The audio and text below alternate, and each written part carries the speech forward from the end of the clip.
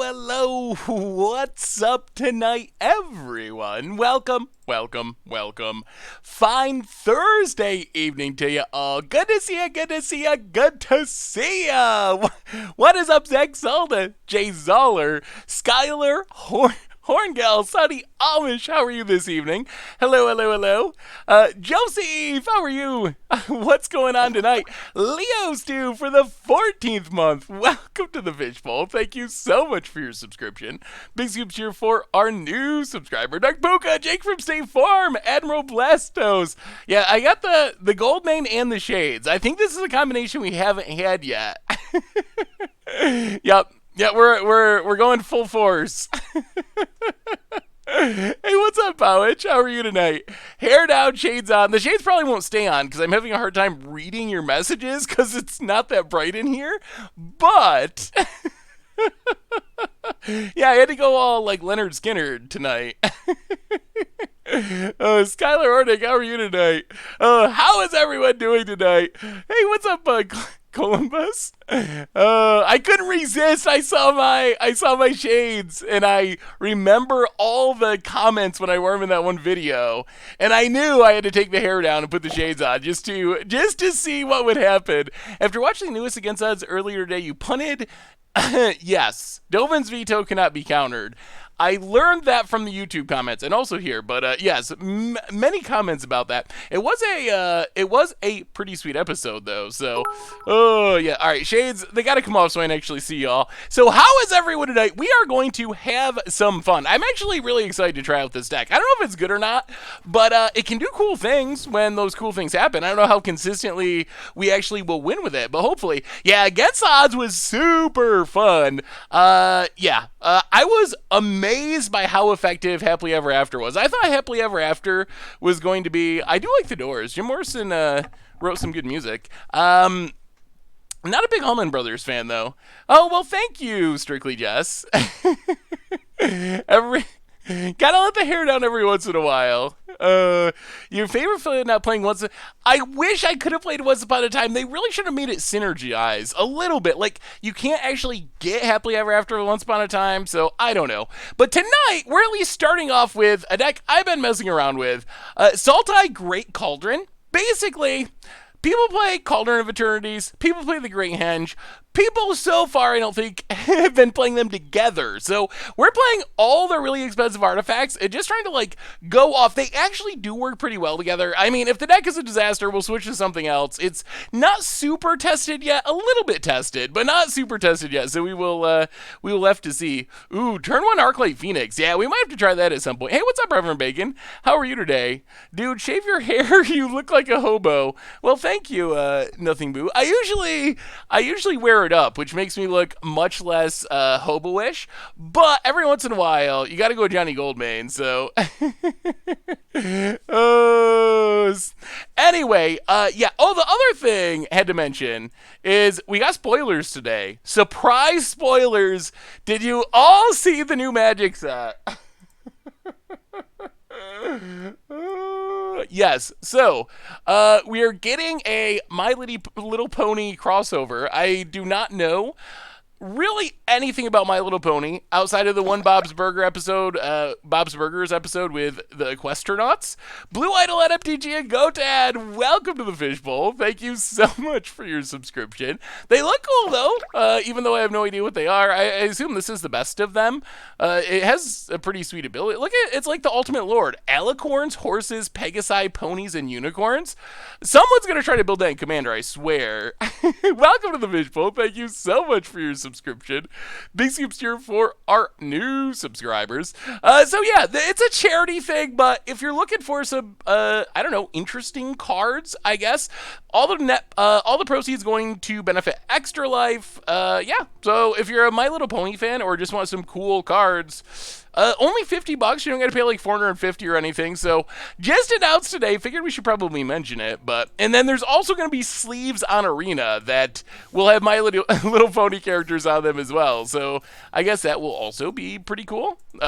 Anyway, let's do our reminders, start talking about our deck, and then, yeah, play some Magic, see what happens. The other deck I'm working on, and this deck looks really This deck looks really funny, but I actually think this deck might be good. I just built this one. Where is this one? I played like 2 games with it.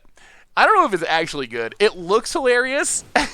It is the 3 CMC Planeswalker deck. 4 Gilded Goose, every 3 mana Planeswalker, Okos, Waro Scions, Saheelis, couple Ashioks, some Kayas, some Teferis, some bunch of Dovins, bunch of Narsets, bunch of Mu Lings, and that's the deck. Nothing else. That's all you need. Hopefully Gilded Goose on turn 1, and then just Planeswalker, Planeswalker, Planeswalker, Planeswalker, Planeswalker, Planeswalker. Do that for the rest of the game, and maybe you win. I actually think that this deck might actually have a chance to be good, as silly as it looks. Hey, what's up, Cybers Kills? How are you? Welcome back to the Fishbowl for the 8th month. Thank you for your subscription.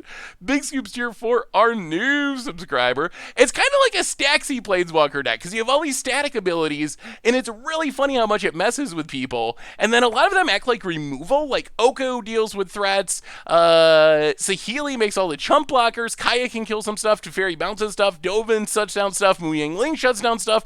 So like everything's kind of a removal spell. Everything's kind of a card draw spell. It's a really weird deck, but I think it can actually work. So, hey, welcome, Skurdix. Good to have you. Good to have you. I don't know about Gideon. It's a little aggressive. The sideboard of that deck, it has a non-Planeswalker sideboard. It's not set in stone yet. It's just stuff that, I thought would be helpful. Some Wraths, Unmoored Egos to deal with Field of the Dead, more removal spells, some counters and dresses. Pretty simple sideboard stuff. Not enough 3-mana Planeswalkers to fill the sideboard, although we could if we wanted to go full meme mode. Hey Seth, did you hear about the new D&D game made by Wendy's? Yes, the burger place Wendy's. I have not heard about the D&D game made by Wendy's. That's an actual thing? Is it like burger themed? So anyway, we should do our reminders and start playing Magic. Then we go on from there. Talk about Wendy's D&D. Talk about My Little Pony Magic. Talk about the shades. What do I do with the shades? I probably need the shades for the reminders. There we go. All right. Looking good? All right, so reminders. Replay YouTube. That's where you'd find all the old streams, including this one in the future. Dusty Boots, welcome to the Fishbowl. Thank you so much for your subscription. Big scoops here for our new subscriber. Normal YouTube, if you missed it and you haven't seen it yet, check out the Happily Ever After Against Odds. It was a super sweet one.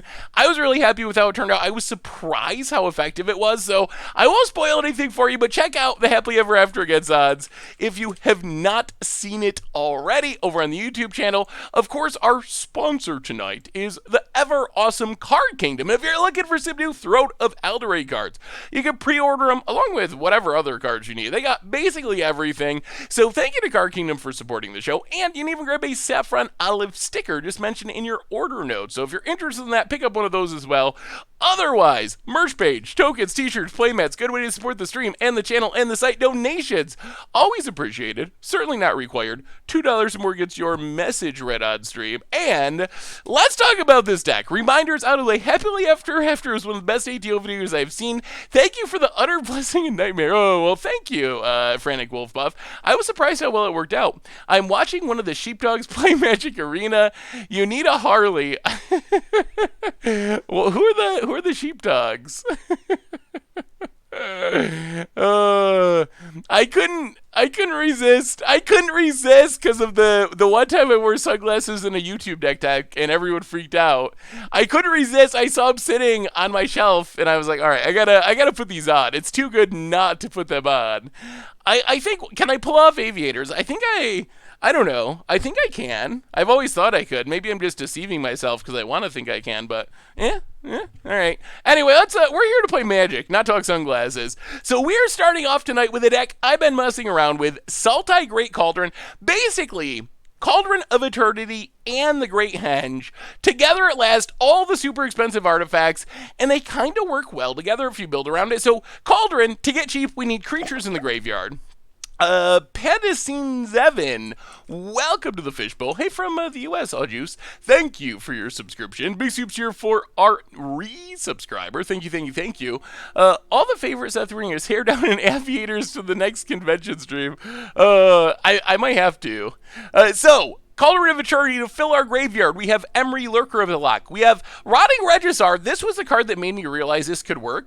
Rotting Regisar is one of the better cards for playing the Great Henge. You play Rotting Regisar, then you play the Great Henge. So that is already a sweet combo. It also lets us discard cards that then we can reanimate with the Cauldron of Eternity, or to get the cost down of Cauldron of Eternity. So it kind of works with both of our big artifacts in a weird way. Sarav, Demir Mastermind, welcome to the Fishbowl. Thank you so much for your subscription.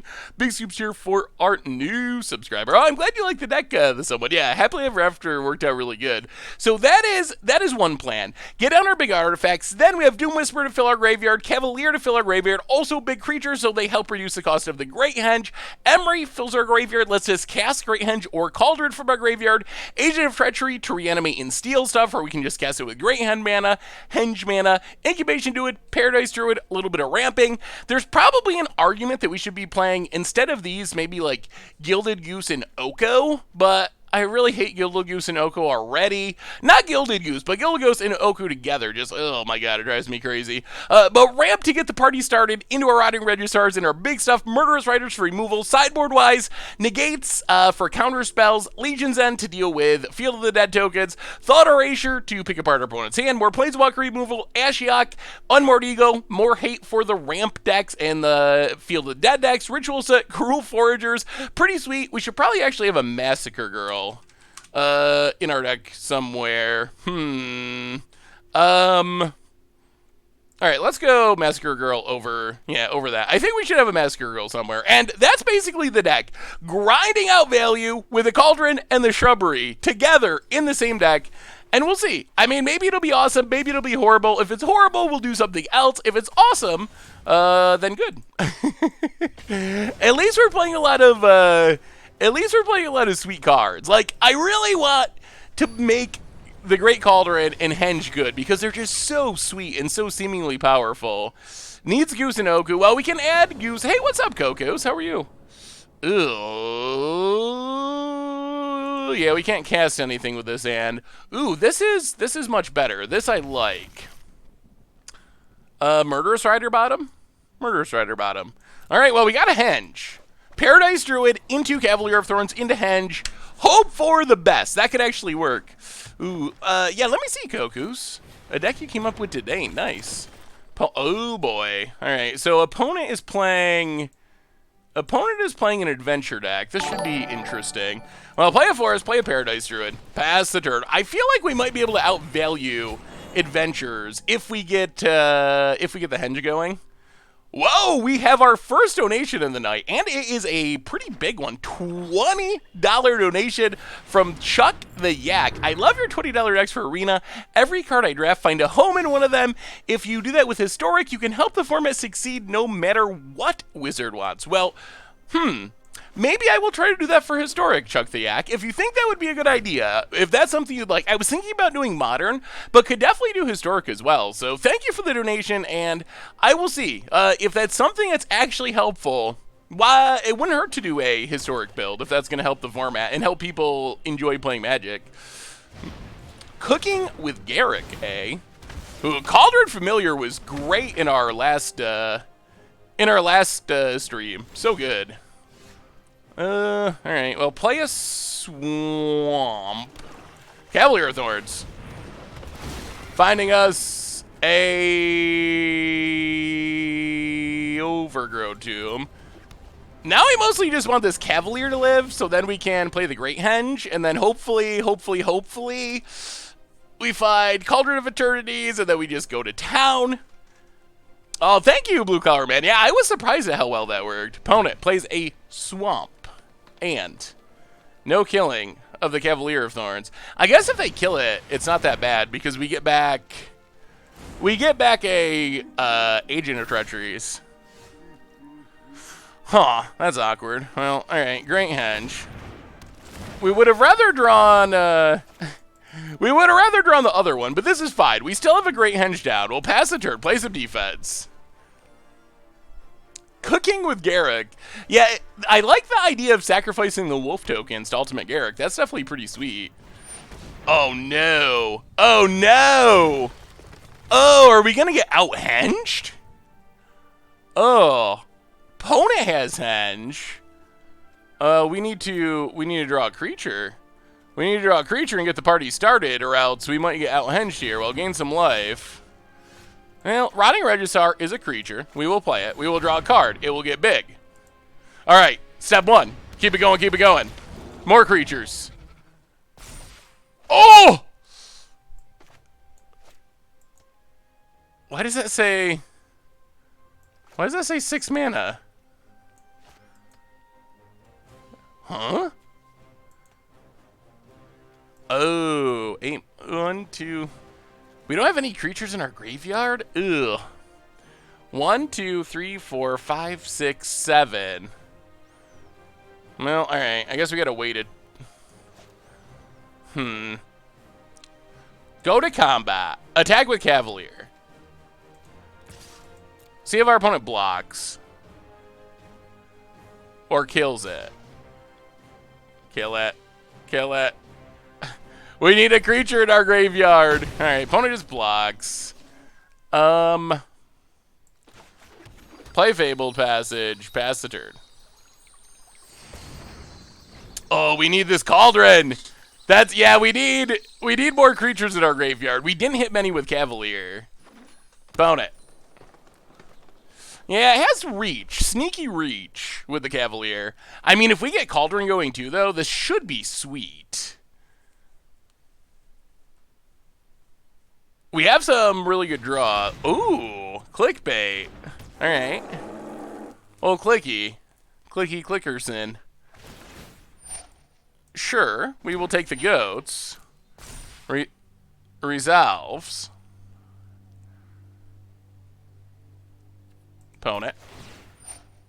Sure. Decline. We don't mind trading these, because then it gets us closer to Cauldron. Come on. Come on, clickbait. Get in there. Kill our Regisaur. Is Deckmaster working for anyone? It's fine on other streams. So I have it open. It looks like it's working. If you have any ideas why it wouldn't be working, let me know, and I will try to fix it. Opponent. Foulmire Knight draws a card. Hey, thank you, Kira Senpai. Opponent drawing cards going off. We'll crack this. Grab a swamp. Untap. Discard henge.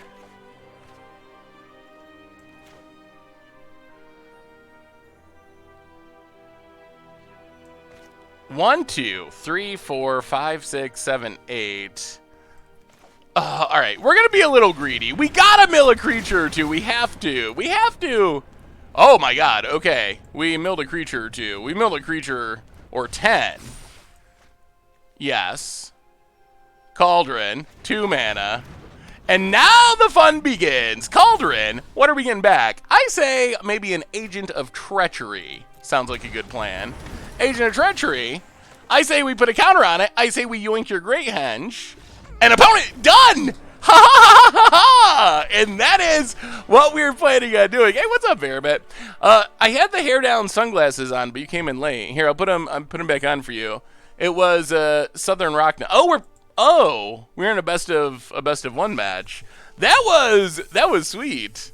That was sweet. That's what we want the deck to be doing. Unfortunately, it was in best of 1, so I don't even know if that counts as a win, but yeah, we would have had to sack 1, but still.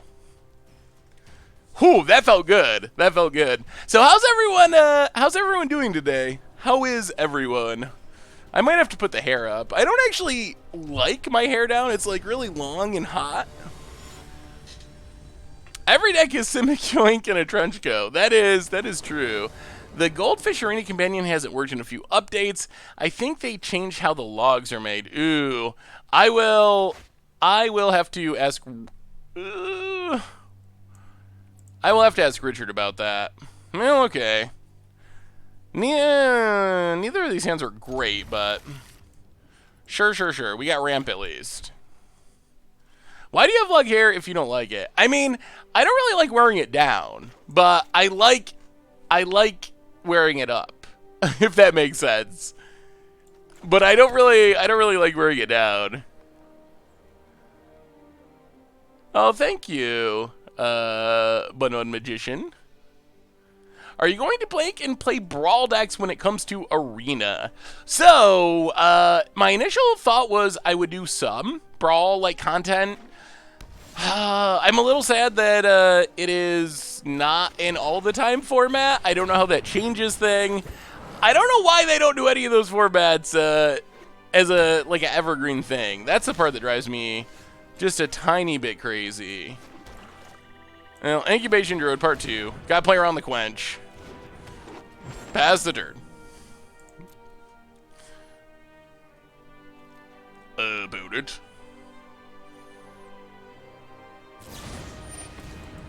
Borrows an Incubation Druid. Simic Flash, always Simic Flash. I don't know why Arena's putting mismatch basics in there. It's a little bit annoying. Incubation Druid. Paradise Druid. Pass the turn. Well, our opponent's not drawing anything. Ooh, you killed a Gideon with Ob Nixilis's Cruelty. That's pretty sweet. That I like. Let's adapt you.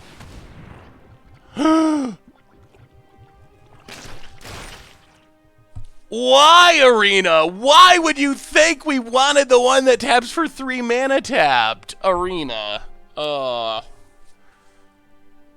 That might be a new low for... That might be a new low for Auto Tapper. Why? In what world would we possibly want the one that taps for 3 to tap itself?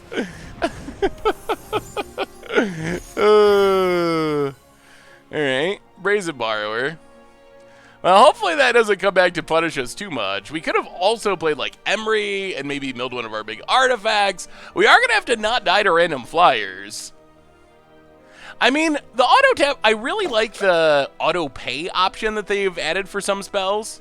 But auto tapper can still be a little weird sometimes. Unshaven Drake for the 13th month. Hey Seth, next week I'm going to Magic Fest in Holland and participating in the Command Zone. Should I go for fun or should I go for a cheap lock to try to get some better results? I'm playing mono red to ready. Well, the Command Zone, my experience in the Command Zone at GP Vegas was that it was mostly casual play. So my advice, I guess, would probably be to... Now we're going to manually tap, so Arena can't do something crazy. My advice would be to bring a competitive deck, but also bring a more casual deck. The Uba Ninja for the 33-month. Hey, Seth. Love you, Seth. Keep up the great work. What do you think of Mill in the standard format? Ew. Well, we might be doing some milling in the future, possibly. There might be mill on the horizon. I think mill has a chance. In our current standard. Got a lot of support from Throne of Eldraine. Well, we're gonna go for it. We will play this. 1, 2, 3. All right, play Rotting Regisar.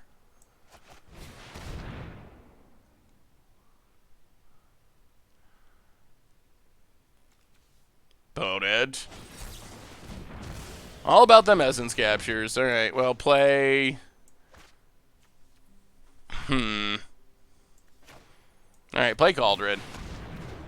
We'll get our Regisar one way or another. Hit our opponent down to 16. And before Big Mama Emmy comes back in Zendikar 3 and shuffles the graveyard back in, I really hope we don't get Zendikar again. Or we don't get Eldrazi again in Zendikar. That would be sad. Alright, yeah. Cavalier? What do you say about that, opponent? Wow.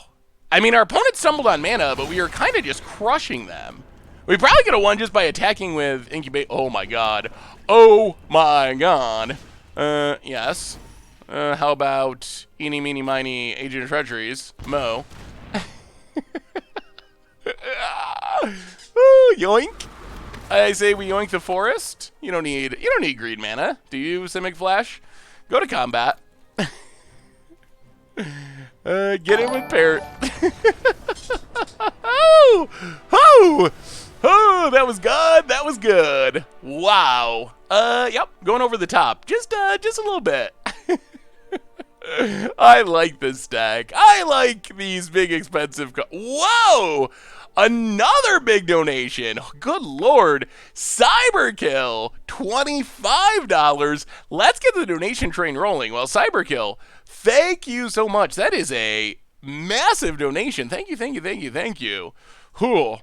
I don't know if, oh, thank you again. If we go back to Zendikar, do you want to have Eldrazi? Like, is that a thing you're hoping for? Or are you hoping against Eldrazi when we go back to Zendikar? I'm actually really curious what people think about that. Like, I'm not sure. I would lean towards not wanting Eldrazi, but maybe I'm in the minority and I'm wrong. More Eldrazi. Everyone wants more Eldrazi. Another donation. What is going on with the donations tonight? Auto Tapper. Oh my goodness. Coming. Auto Tapper. Hey Seth. Auto Tapper here with the $4 donation. I know I'm not perfect, but I try really hard. I just want you to be proud of me. Well, Auto Tapper. Now I feel bad. I feel bad for trashing you a little bit on stream. I'm sorry. I'm normally a really nice guy. I wasn't trying to be mean, Auto Tapper. But why did you tap my incubation druid? Answer me that. Thank you so much for the donation, Auto Tapper. Found it.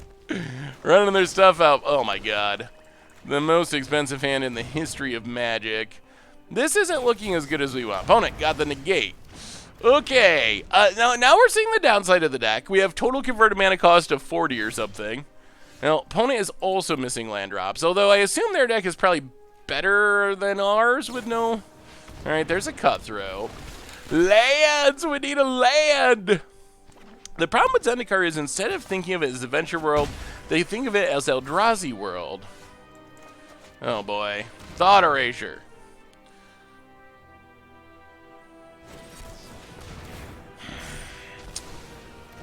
Simic Flash is annoying. It's especially annoying when you're not hitting your land drops and your opponent is.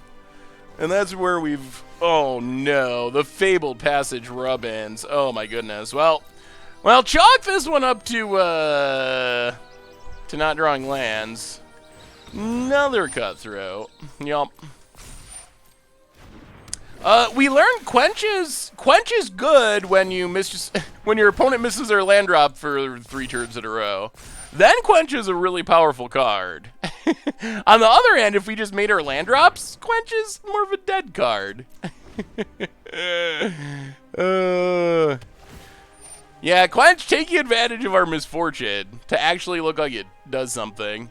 But really, it doesn't. Opponent getting in. Yeah, we're just dead. Alright, well, that's why you don't miss land drops for many turns in a row.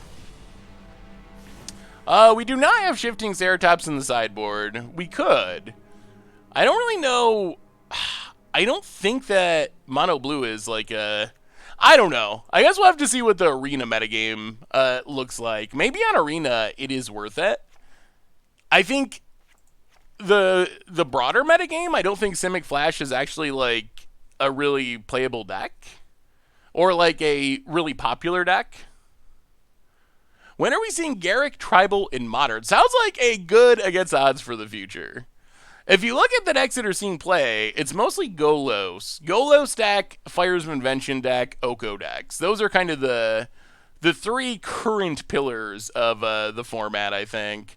Simic Flash, I think, is definitely like tier 3-ish right now, maybe. But I think it might be overrepresented represented on Arena because people have pieces of it from before rotation, and it's not super expensive. So there might be more of it on Arena because of that. Well, we're gonna keep. Hope we hit our land drops. If we get If we get no lands here, it's going to be sad. If we hit lands to get to Thought Erasure and Cavalier of Thorns, well, that's not quite a land. I wonder if we should be playing, maybe we should just be playing Gilded Goose, Oko. As much as it pains me to say that. Opponent plays a land. Well, Incubation Druid. We're going to get quenched again because we're missing our land drops. Ugh. Oh, another thing that just should not have happened if our deck was not... Ugh. Oh my goodness. Frustrating. Frustrating, frustrating. Opponent, Breeding Pool tapped.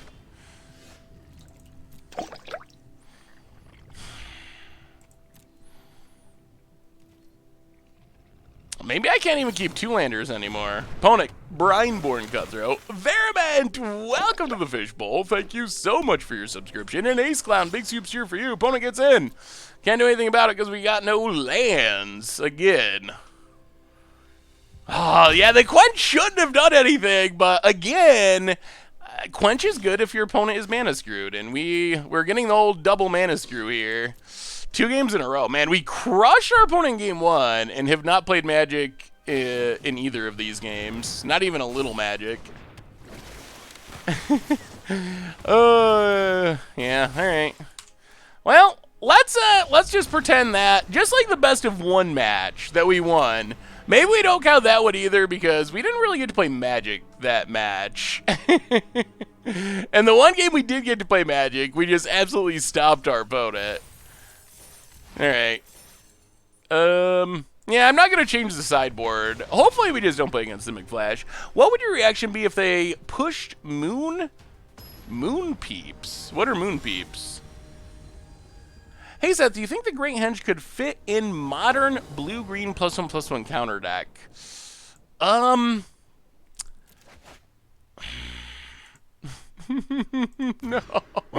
Not again! Alright, I guess the 6 is reasonable-ish. Somewhat reasonable. I think to have Great Henge have a shot in Modern, it's going to have to be like 2 or 3 mana pretty consistently.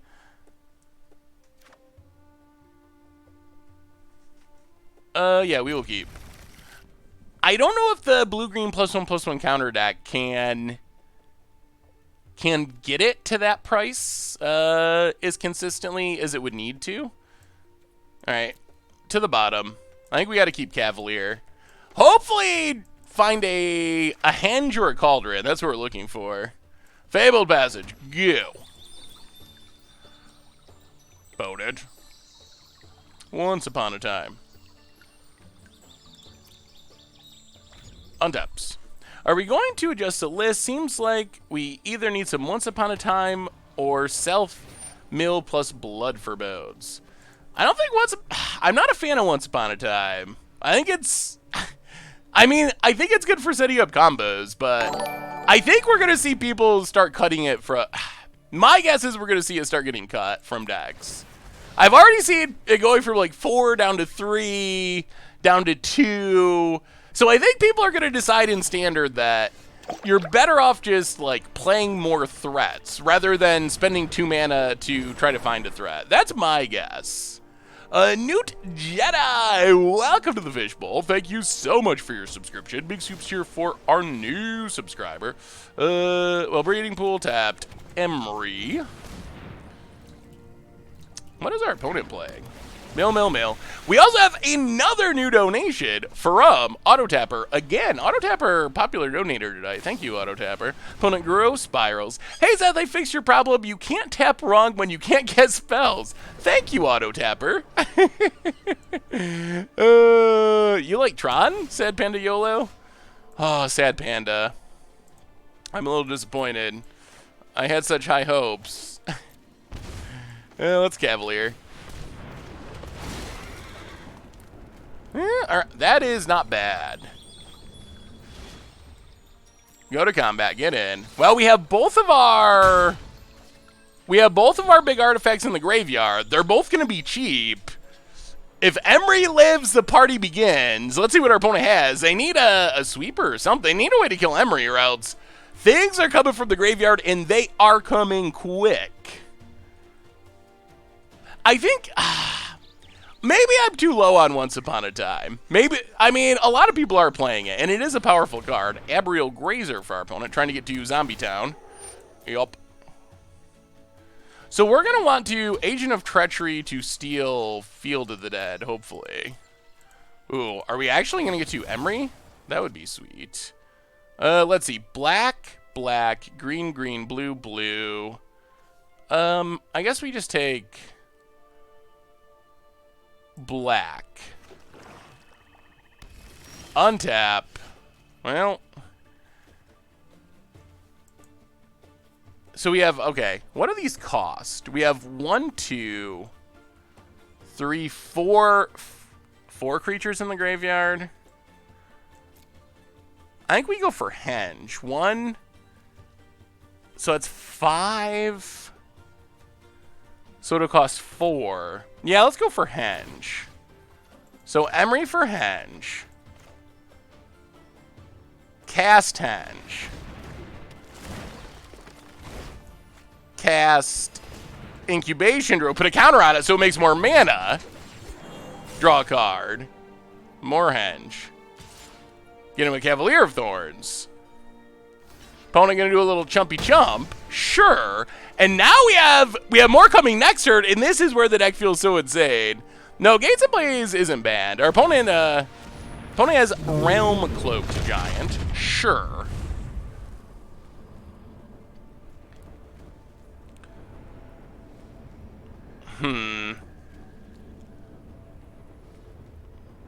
I think we just take Cauldron. Take Cauldron. On top. Because we get to play Regisar, play Cauldron. And then we're right back to where we want to be. Opponent, more Field of the Deads. Yes, we will play Rotting Regisar. Wouldn't mind drawing a Black Source. That would be super sweet. We draw another Cauldron. Play the Cauldron. And pass the turn. All right, opponent. All right. What do you say? What do you say? We got the setup. We got both of them. And this is where our deck can get pretty crazy.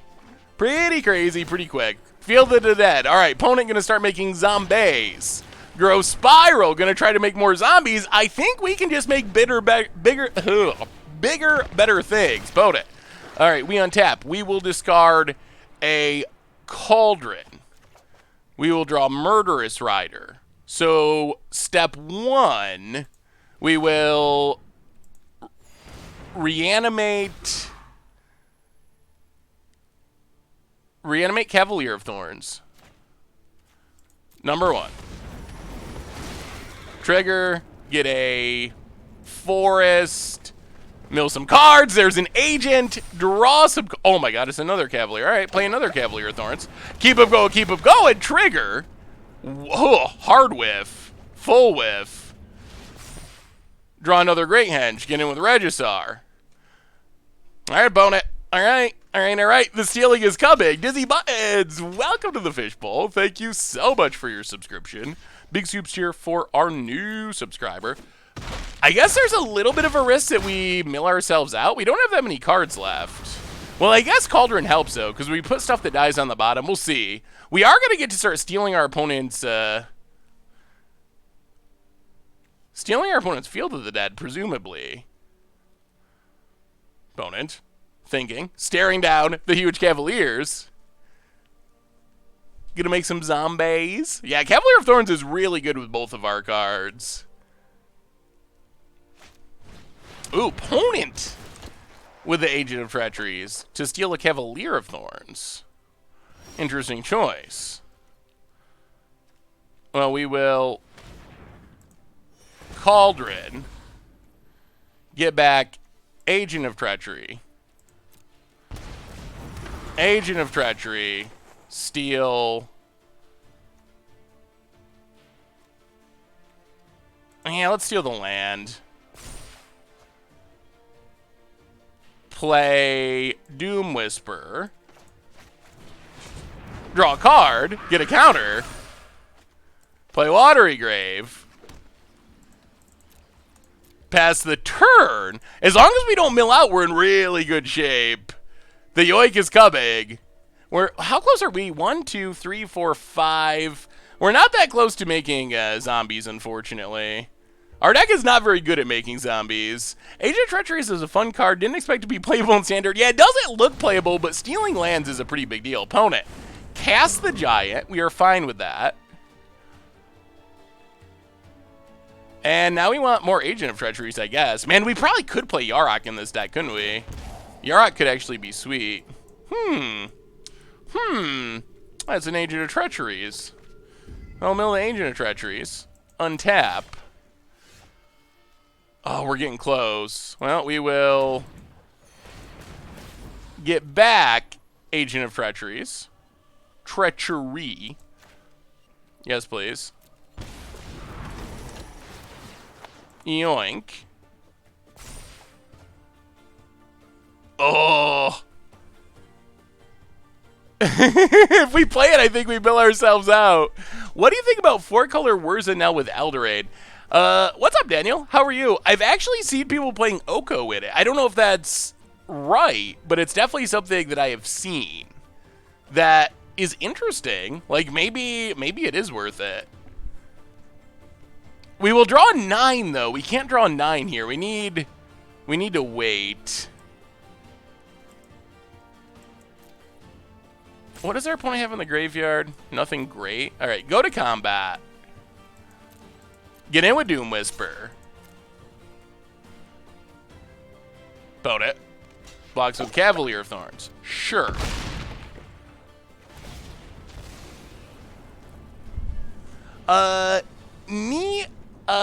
Nissa Meow Meow. Hey, how are you? Welcome to the Fishbowl. For this second month, subbing for the hair. Well, thank you. I knew there was a reason I put my hair down. It was to get more subs.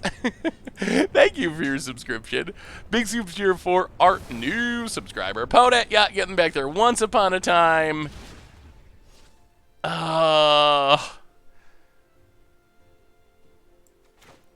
This is the risky play. Yeah, alright, whatever. Cavalier. We are a little close to milling ourselves out. Fabled Passage.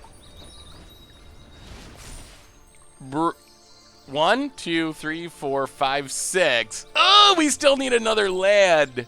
Play a swamp. Pass a turn. We got a good board though, like we're doing thing. Seth with the sneaky ulterior motive for hair down. I was 100% kidding. Almost said mostly kidding, but definitely kidding. Opponent, Golos, plays Golos. Gonna try to make more zombies. I think our opponent's hoping to mill us out. Like, I think that's their main hope here. It might work because we can't really keep Agent of Treacherying. Opponent, passing. Well, Murderous Rider. Kill Golos. Untap. Ooh, Island actually works. That triggers lands. All right, make zombies. Murderous Rider, number 2. Roundcloak Giant, get out of the way. Can we reanimate anything awesome? I guess just another Doom Whisper. The other thing you could do with this deck is put the Conrad combo in, which maybe we need to as a finisher. Attack with everything. Opponent, blocks. Takes her beats. Down to 6. Well, Murderous Rider. Draw a card. We'll see. Maybe we will change it up and add it in. I guess we Cauldron something. We might as well. Yeah, Doom Whisper, sure. Doom Whisper is fine. It's a 7. Look at our board though. We are going way over the top. Ooh, and we drew our Legion Den. All right. Pass the turn. All right, opponent. What can you do? What can you do? Conrad, and then Conrad filling the graveyard, and then something to shuffle the graveyard back in. Is a pretty instant win combo a lot of the times. Welcome to the Fishbowl. Thank you so much for your subscription. Big soups here for our new subscriber. Well, Legion's in. Massacre Girl maybe in. What do we cut? Maybe. I wonder what the right number of henges and cauldrons is. Maybe 3 and 3 is better. That might be the better number. Trim Murderous Rider. Trim Murderous Rider. A Doom Whisperer. Doom Whisperer also very good with Conrad. All right, let's try something like that. Something along those lines. I hate Agent of Treacheries. What a mistake Wizards made. I love Agent of Treacheries. Like, oh, is Awesome Dude here? What's up, Awesome Dude? If you're not using Agent of Treachery to steal lands, you're doing it wrong. How can we steal the most lands? Agent of Treacheries, Yarok. What flicker effects? Can we build like a steal all the lands deck? That would be fun. Just like, with everyone playing these ramp decks, maybe we could build a just like all-in steal all the lands. That would be spectacular. How are you, Awesome Dude? I use Conrad with Sorin Knight's Charge. Alright, that's fine-ish. Sorin's Knight's Charge and... yeah, we've played Blood for Bodes that way before. And Command the Dreadhorde win condition. Ooh, that sounds sweet.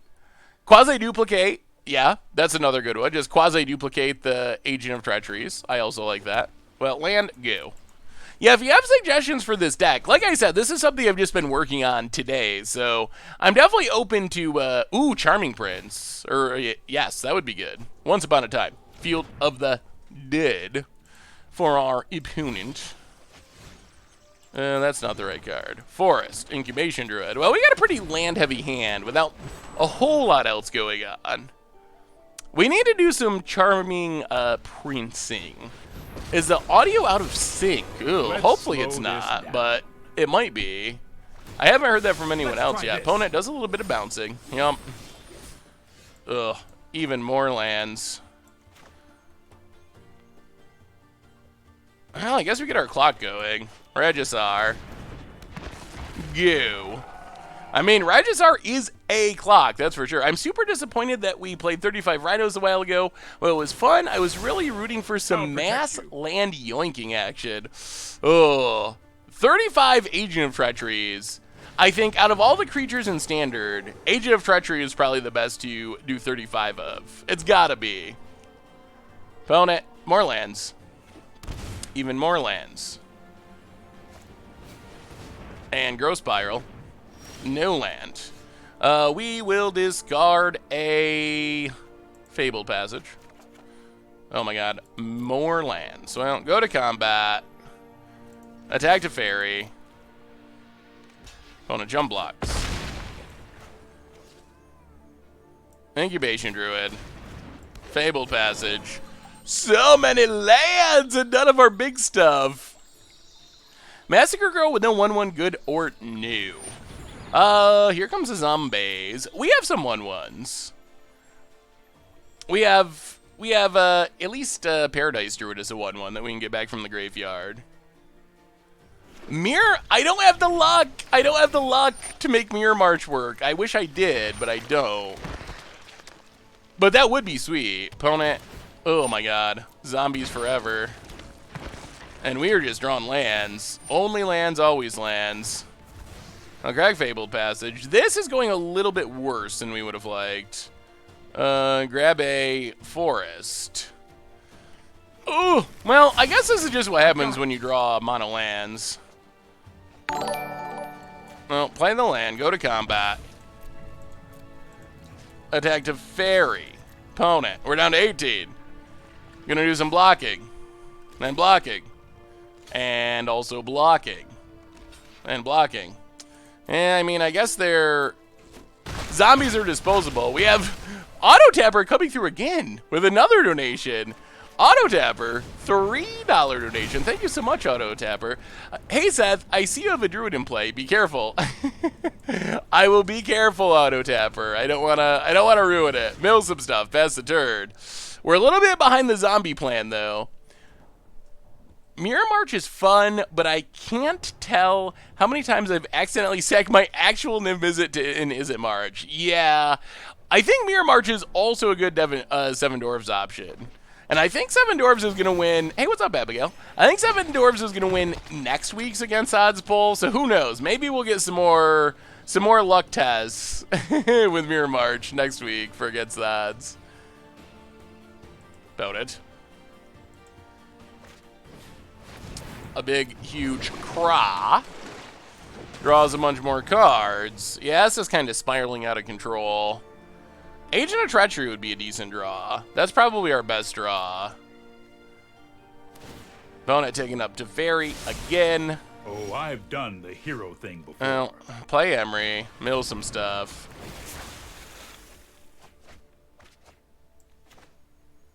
Land. I don't know. Not looking great. We're pretty far behind the curve here. Yeah, Seven Dwarfs should be interesting. Opponent.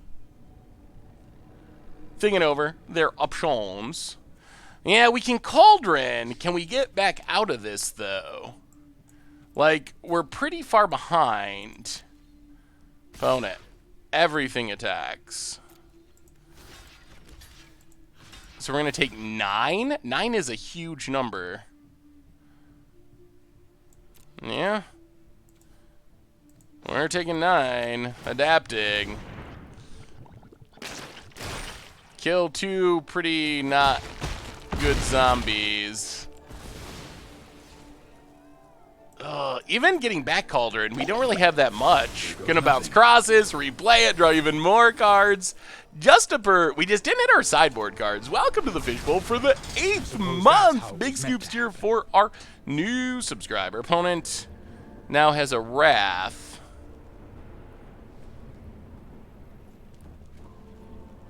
Ugh. Oh, Planner Cleansing?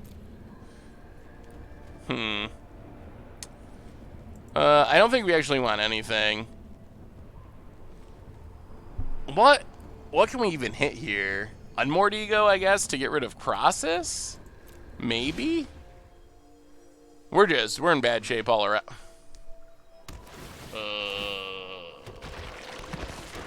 Yeah, I think it's definitely scoop time now. We can't even cast Cauldron at the moment. And even if we cast it, we're losing to zombies. So... one of these days we're going to draw Unmoored Ego earlier in the game, and it's going to be sweet. Yeah, there's just no way we can win from there. You think that Urza remains tier 1 with Eldraine? I would assume so. Yeah, this is sort of our first match. Maybe Massacre Girl's not good enough. Ashiok? It shuts down the land tutors. Yeah, I guess we can Ashiok. Let's Ashiok, see what happens.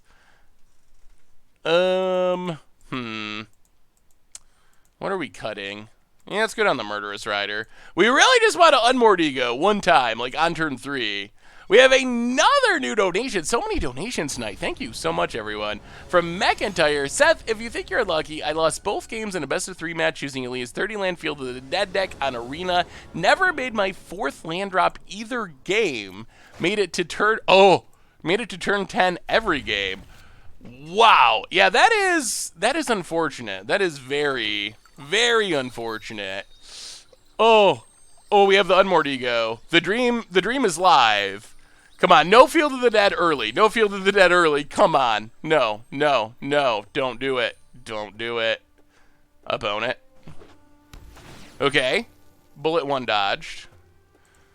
Crack Fabled Passage. Grab a Swamp. With Ashiok, remember you can mill yourself and still exile opponent's graveyard. Yeah, that is one of the upsides of Ashiok in this deck. It does technically help us fill our graveyard. Opponent scries to the top. Ooh, Emery. Well, play a Forest, play a Incubation Druid. Oh man, if we can get rid of the Field of the Deads, life becomes so much easier. What's our opponent got? Free Once Upon a Time. Okay. The upside of playing no turds on turn 1.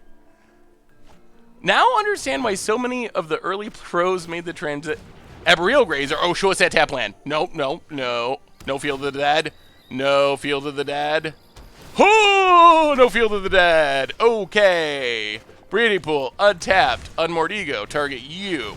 We will certainly name Field of the Dead. And hopefully this makes our opponent very, very sad. Alright. 1 in hand. 3 in the library. Okay, this makes things way easier. Way easier. Great night. Welcome to the Fishbowl. Thank you so much for your subscription. Big soups here for our new subscriber. All right, now you got to beat us fair, opponent. Can you beat us fair? We have a really nice engine, value engine for fighting fair decks. Opponent plays a tap land, runs out 8 to Fairy, the Raveler of Time. Trust me. Yeah, our opponent actually could have played it too. They had it in hand, but they chose not to. And Max punished. Opponent bounces, draws. We still would like to keep drawing lands. Or Agent of Treacheries. That was my second request. Either a land or an Agent of Treachery. Blue Collar Bad for the 4th month. Hey Seth, any ideas for a new EDH general after playing Yarok? Ooh, Chulane. Chulane is next on my value EDH trade. I got this. Opponent, Circuitous Route. Yep. Well, ramping. But without having access to Field of the Dead, the ramping is a lot less scary. Sadly, we are really bad at hitting land drops for some reason. Well, there goes 2 of them. No attacks. So bad! So bad at drawing lands. Opponent. We have another donation from Deck Shuffler. Opponent. I mean, we still could definitely lose this, especially if we're not going to hit our lands in a reasonable manner. Hey, Seth, from Deck Shuffler. Hey, Seth, I heard my little brother Auto Tapper was giving you some problems. All right, puts us down even more mana. I will try to keep him in line for you. Well, thank you. Oh, my goodness. Lord Almighty. Ugh. Thank you, Deck Shuffler. Try to keep that Auto Tapper in line. Please, please, please. This has been a theme. I wonder, maybe this deck needs more than 24 lands. We have 24 lands and 6 mana dorks. It seems like that should be enough, but we have consistently been being mana screwed. Hey, it's the first time I've ever been able to catch you live. Just finished watching Happily Ever After Against the Odds. I love the deck. Heading to a read to build it. Awesome, Red Devils. Well, welcome to the stream, and I'm glad you liked Happily Ever After. It was super sweet. Opponent, dig it up. I've got time.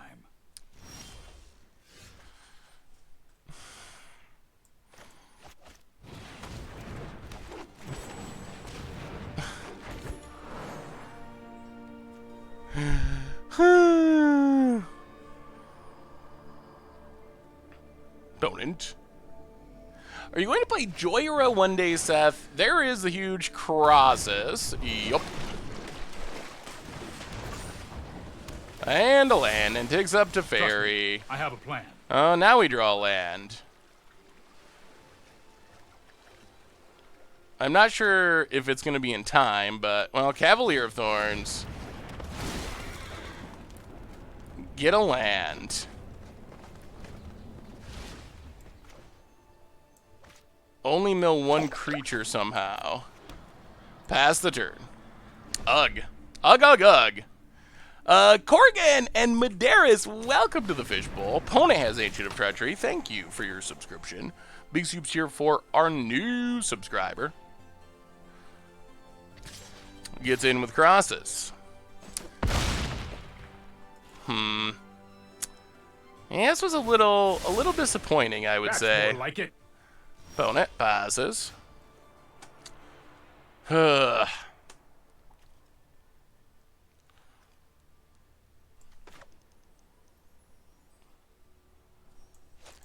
I guess that's just it. Wow.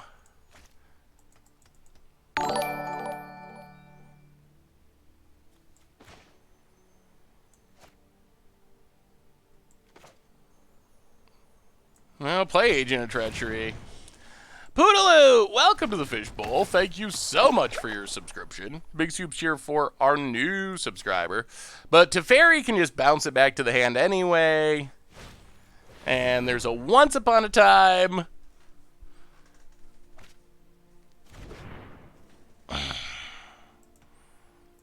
Pass the turn. There's a Golos. No, I am Bounces not making this up Grasses. as I go. Yeah. Maybe it would have been better to take Teferi. It definitely would have been better to draw a land before turn 7 or 10 or 15. Hey, welcome, Surky. How are you? I mean, if we steal Teferi, we have to bounce Crossus anyway, or we die. So, I mean, I guess we have a Teferi, but that doesn't really... I don't think that really changes much, because our opponent just has a lethal Crossus, right?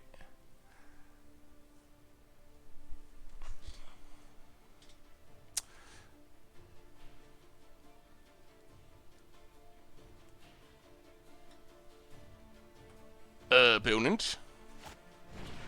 Crossus returns.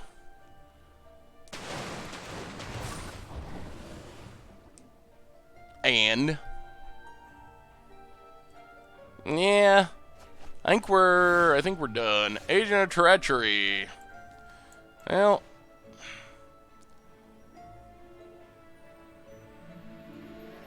Agent of Treachery. Take Crosses, but again, doesn't really save us in any meaningful way. Yeah, alright. Let's go to the next game. Yeah, I think I probably did punt there. That's probably true. We need to have stuff on the battlefield to not just die there. Oh, that was depressing. We had our Unmoored Ego, but just could not hit a land drop to save our lives. All right, let's give it one more try, and then maybe we change things up. You would think with 24 lands and 6 mana dorks you would hit it, but we'll see. We will see. I feel like we should have been able to win that, but okay. Well, we got lands now. Cursed! You missed a donation. Oh, did I? I'm so sorry. Huge apologies. We have another new donation from Strictly Jess. Hey, Seth. I'm so sorry, Jess. My husband and I are expecting our first child in May of 2020. We will definitely teach them MTG when the time comes. Thank you for amazing content and good luck. Well, Jess and Michael, congratulations. That is super awesome. Are you hoping for a boy or a girl, or don't you really have any preference? All right. This is your first child? That's so cool. Well, huge congratulations to you. And thank you so much for the donation. All right, let's play Overgrown Tomb. Go attacking. Hit our opponent. I mean, why not Risen Reef and list similar to the one you ran pre-Eldraine Streamer Tournament? Like a Blood for Bones deck? Blood for Bones is sweet. You can't really play Blood for Bones with Cauldron. You could play Blood for Bones with... Could play Blood for Bones with Great Henge, I guess, but it doesn't really work with Cauldron. Opponent again, and yeah, we can't block. Opponent hits us down to 17.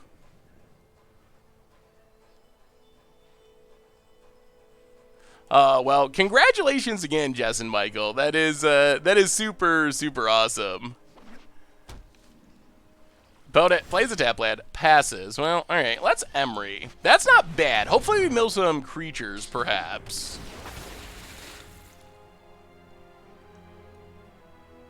Opponent. All right, kills Emery.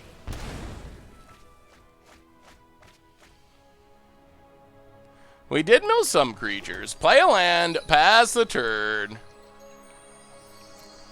Well, we'll see. Is our opponent playing like Jeskai Control with a bunch of counter spells? I'm not sure what they're doing. We will find out shortly.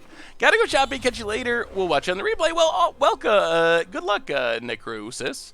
Thanks for swinging by. Definitely appreciate it. Opponent gets in. Hits us. More looting. Well, we need to get something going here. Opponent. Yup, more loots. Discards all the Tomebound Liches. Plays a Narset. Oh, they're playing a Super Friends deck. Oh, this is probably a Fires deck. Those who cannot perceive Okay, Narset takes down. I have just the trick for this. Gets Nicol Bolas.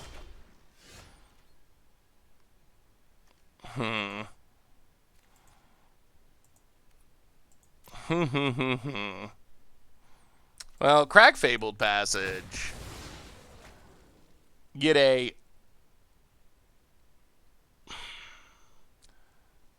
swamp.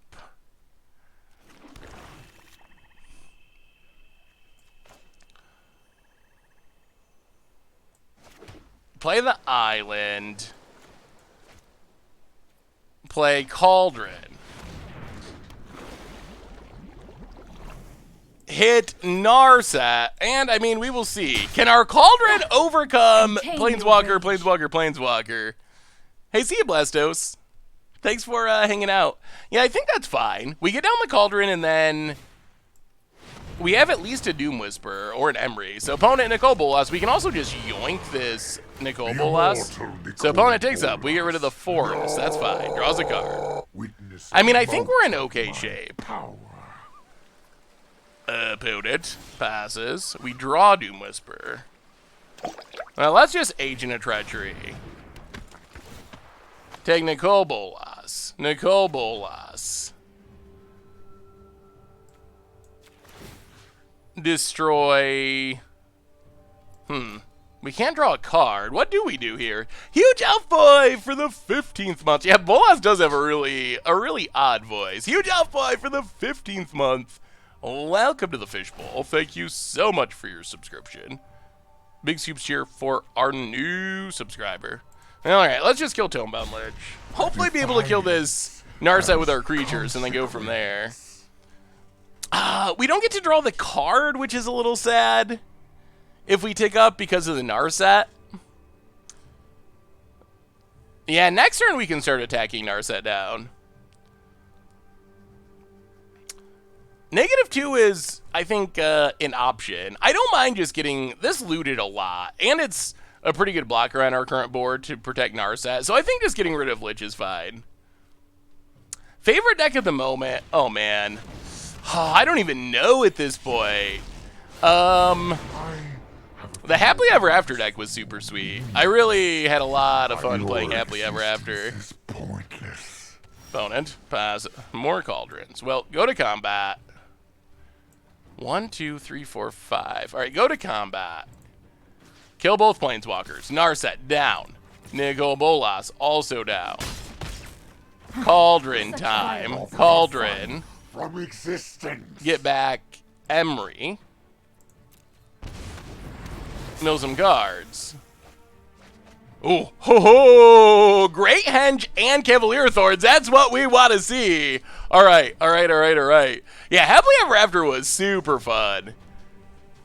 I wouldn't mind playing that deck again because it was just super fun, and it actually felt like it was like reasonably good at least. All right, Liliana for our opponent, gaining life. I mean, opponent's fighting a Planeswalker fight, but I don't know if that beats Cauldron. Makes a zombie. Passes. Rise.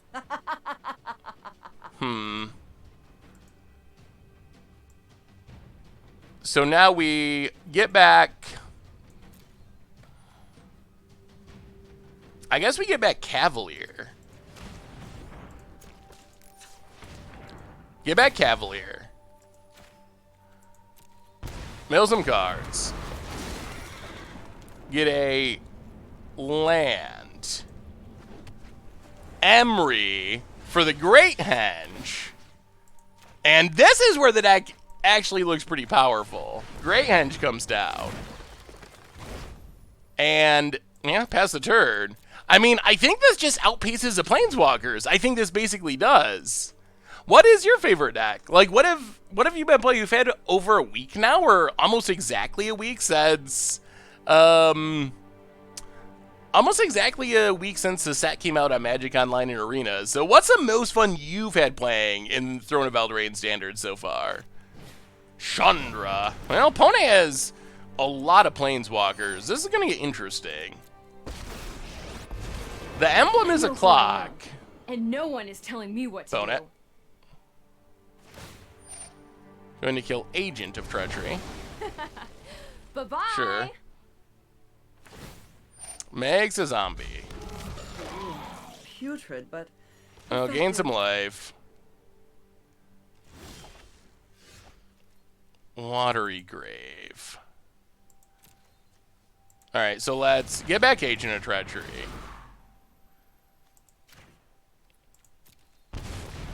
Steal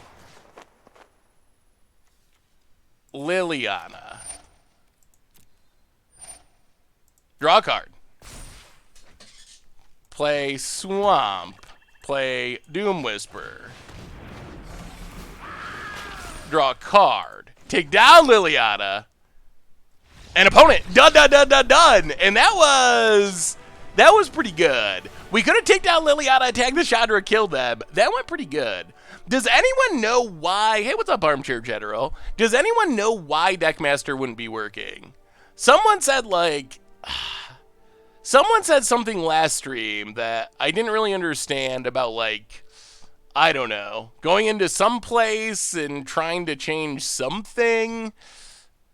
It's always just worked for me, so I don't know why. I was assuming it was because of, I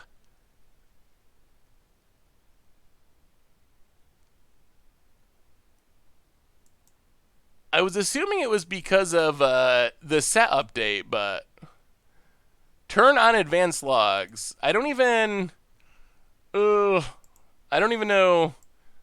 what that means. I don't see an advanced log. I don't see an advanced log button. I don't see a gear icon. Oh, you mean an arena?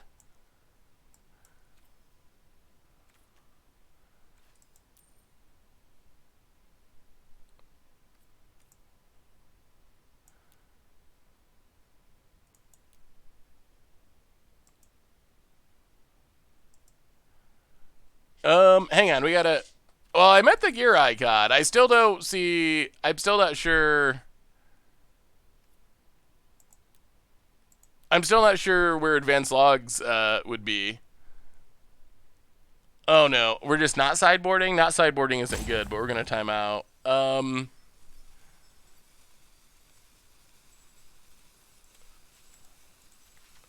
Okay, we got a sideboard. We can't not... Oh, no. We can't not sideboard. Hang on.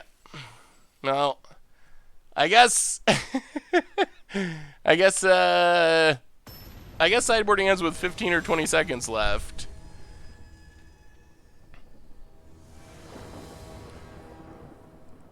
View account below concede. Is this gonna, like, show my credit card number or something? I'm a little nervous about this. Hang on. I better... I'm afraid this... Let me pull this up for a second. I'm not sure what clicking view account does. That sounds like the kind of button that might just show your credit card number or something.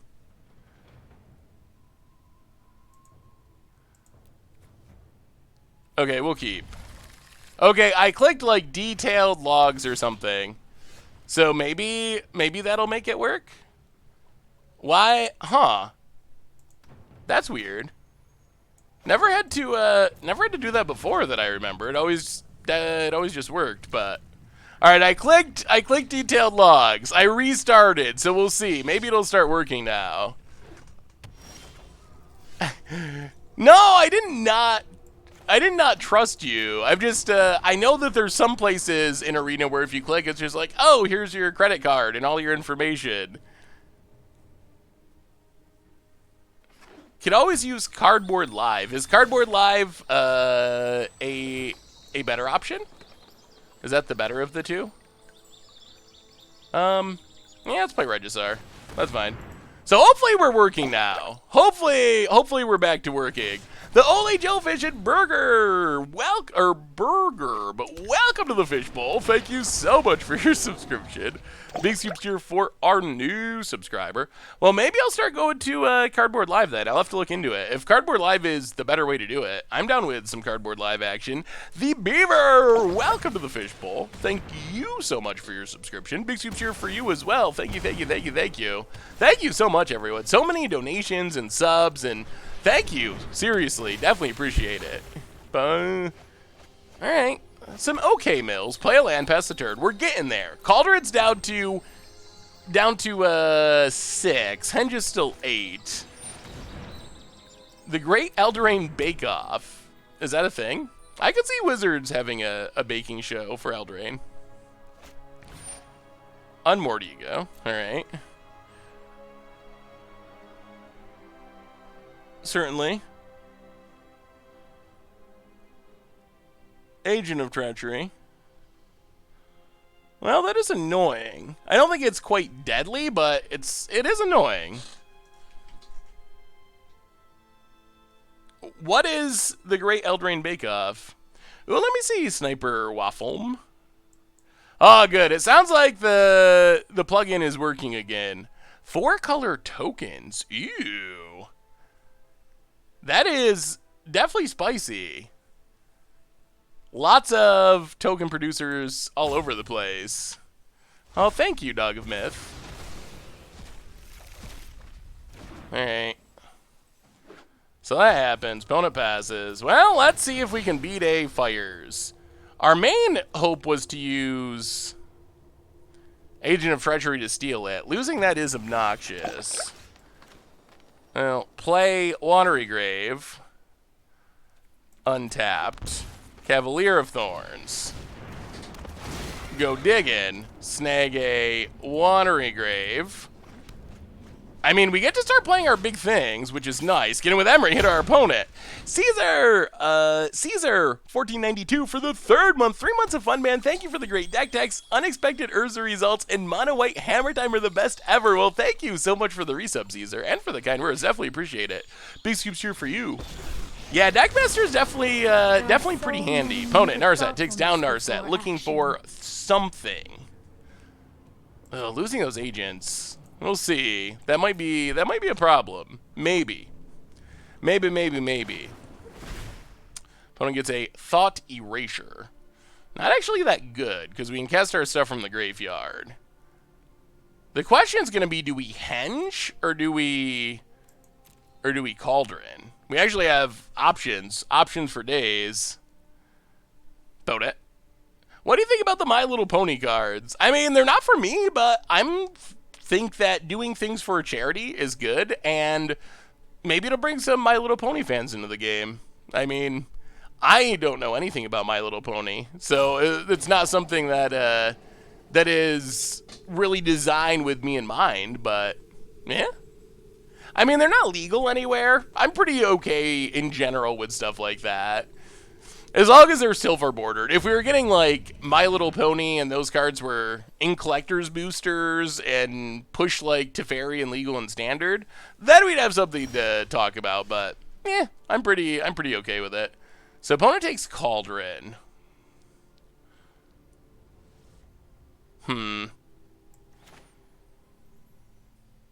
So I think we play... Cauldron is how much mana right now? 1, 2. We need one more creature in the graveyard.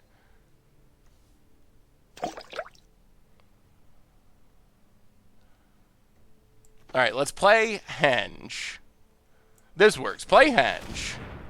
Number 1. Opponent can't interact. What do you all think about it? Like, what is your take on the My Little Pony cards? Play a land, play a Doom Whisper, draw a card. That'll let us fill a graveyard.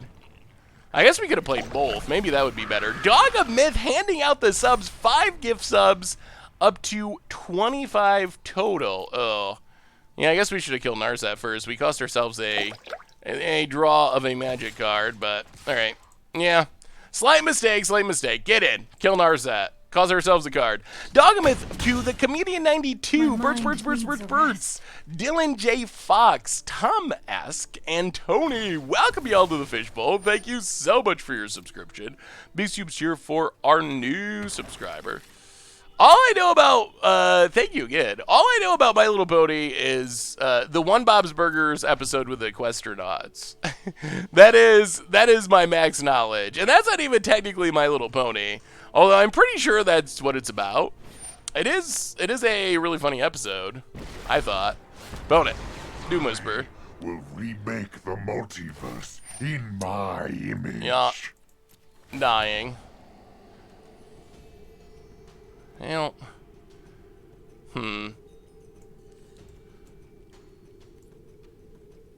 yeah, let's keep Cauldron. Just in case. Just in case they could kill our Emery. So kills Doom Whisper, that's fine. Suffer for your cause. And Liliana.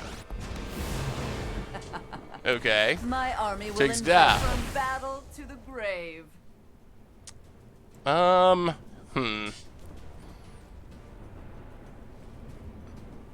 Now what? Yeah, let's just get back Emery. That's fine. Get back Emery.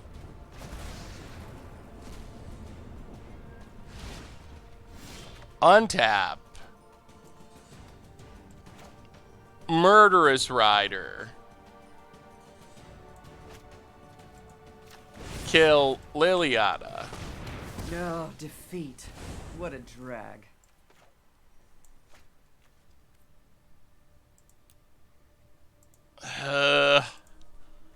Do we want to mill Cauldron or draw it? I guess we mill it. All right. Yeah, play Emery. A little bit risky, but we're going to try it. So mill Cauldron and other stuff. Draw a card. Another Great Henge. All right. Well, pass the turn. Opponent 2 cards in hand. Takes up. Drawing cards. Oh, we'll see. We'll see. They got their Fires of Invention. Infuriate, my intellect is without limit.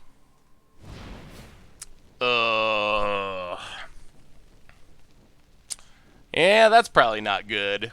Fae of Wishes for Casualties of War, and we will scoop it up. Losing our agent so bad. So bad. Fires of Invention lets our opponent cast all their spells for free. Only to a turn, but they don't need to use mana anymore. I don't know. I'm not sold on, and we didn't get to sideboard, which was very bad. This is definitely a matchup where sideboarding is key. I forgot that we didn't get to sideboard. That does help explain why that went a little bit poorly.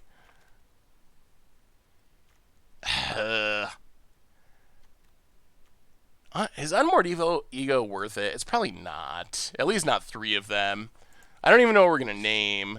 Thought Erasures negates Planeswalker removal. Okay. I think that's fine. We got a sideboard this time. Paul Jack, welcome to the Fishbowl. Thank you so much for your subscription. Big soups here for our new subscriber. Does Blood for Bone still hold up? Yeah. I mean, there's a bit more graveyard hate running around now because people are playing Ashiok more in the sideboard, but it does still work. Oh, this is a black source away from being sweet. All right, we can't take a chance. This is went too. Oh dear. All right, well, this is not a very good hand, but we'll keep it. Overgrown Tomb. Go. That's not what we were hoping for. I wish Wizards still owned Duel Masters. The game was gas. More lands. We will play a Swamp, an Incubation Druid. All right, deck. All right, deck. Not lands. You can do it. You can do it, deck.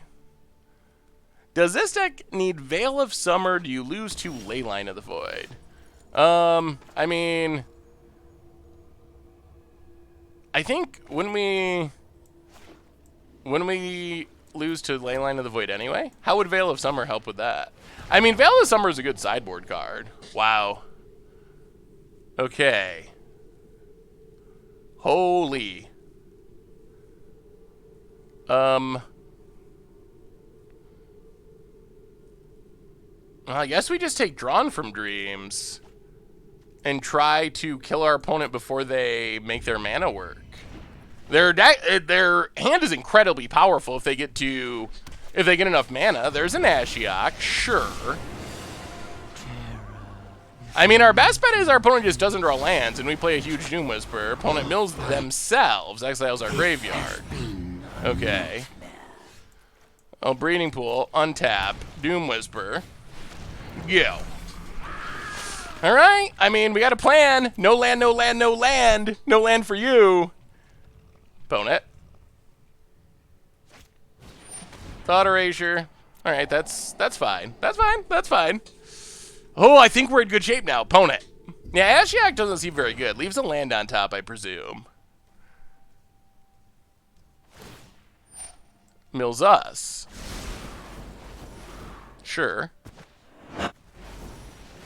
But now we get to do some Doom Whispering to find what we need. Doom Whisper. All right. Surveil. Wow.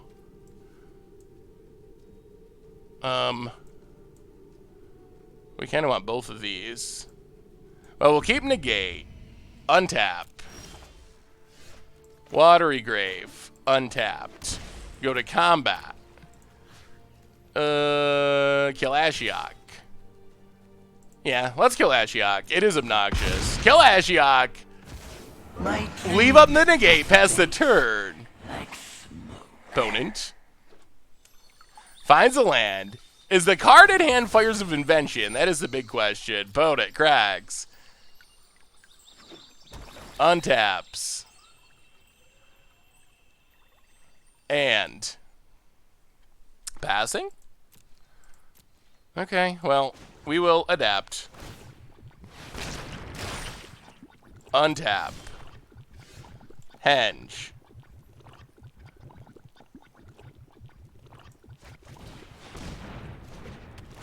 Go to combat. Go attacking.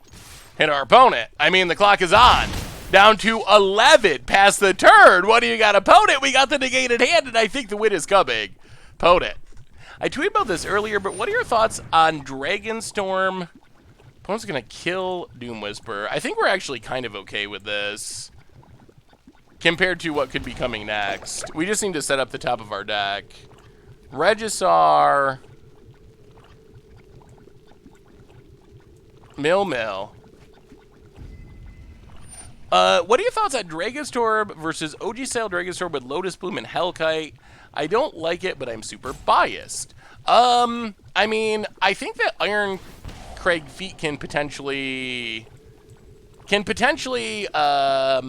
to Dragonstorm quicker than Lotus Bloom, and it doesn't have the... Alright, no, I guess we just gotta keep this. And it doesn't have the drawback of being really bad off the top of your deck later in the game, which is kind of an issue with Lotus Bloom. Hey, thank you, Magic. But there is some merit, I think, to the older builds as well. It's not all better. The other thing with Bogart and Hellkite, I don't like just relying on Bogart and Hellkite as a finisher. I do like having a array of dragon finishers. I think that gets around things that would otherwise be problematic. Like a Leyline of Sanctity could be an issue. Ooh, there we go. All right. Oh, this is kind of sweet. Doom Whisper. Resolves. Trigger on the stack. Surveil. Make sure... An opponent! Done, done, done! Okay. Whoo! On the winning track with Cauldrons and also Henges. Alright. I mean, what do you think of this deck? What's the feeling, chat? What is the feeling on this deck? Is it worth it? Yeah, I think there's a lot of fun plans with Dragonstorm. I think having a variety is key. I think going all in on one, you leave yourself open to being janked out by something. So I like having damage dragons. I like having hasty dragons. I like having options for a bunch of that. Before we get into our next round, and do we want to keep playing this, or do we want to keep playing some Cauldrons, or what are you thinking as far as half two of the stream, basically?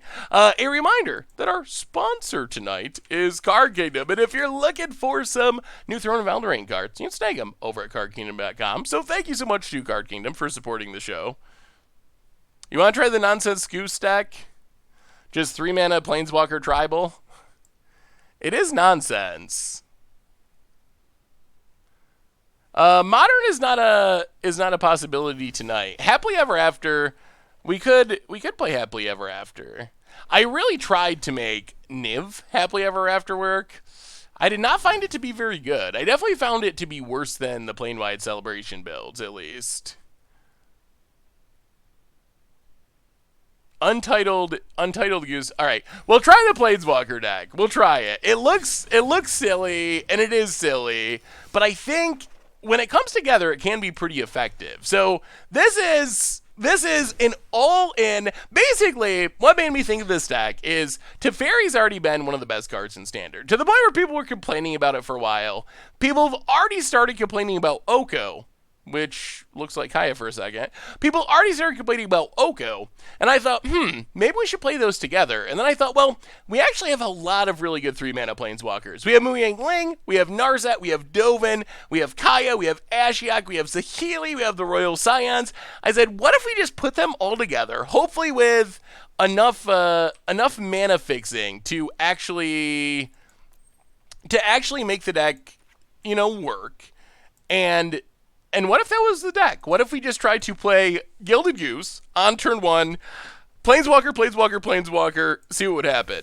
So that is the idea. It's a little memey, but I think it might actually be kind of good. We'll give it a try. Let's give 3 CMC Planeswalker Tribal a try. Ignite the Beacon's not 3 mana, unfortunately. Elder Spell is a concern. I guess the other, actually, you know what we probably should play? It probably should be Goose, and as much as it hurts my heart to say this, it probably should be Goose and Abrial Grazer, and then we'd have 8 1-mana ramp spells to get into our Planeswalkers. Alright, no ramp spell, but we have some Planeswalkers. I think after this game we probably will put in Abrial Grazer, as sad as that makes me. Because I really don't think Abrial Grazer. That's like the Delver of Standard for me. How do you get so many brilliant ideas for decks? They're so original, creative. Oh, well, Werberg, I will take that very much as a compliment. Thank you. I don't know. I guess I've just, I spend a lot of time doing it. Chromatic Lantern's a bit slow for, opponent has Grazer. Chromatic Lantern's a bit slow for what we're trying to do, really. I do think we would need Abrial Grazer, though. There's an Oko. Alright, Breeding Pool. We want to be playing Planeswalkers on turn 2, really, which is why we need Abrial Grazer. That was an oversight. So I think waiting for,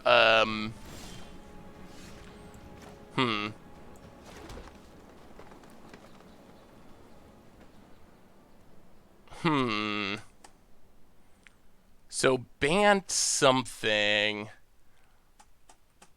Bant something, something, something. Yeah, let's Ashiok. No crack, no crack, no crack. Oh! They didn't crack! Yes! Oh, we got them. That might actually just be like game. Crack it, crack it, crack it! Yeah!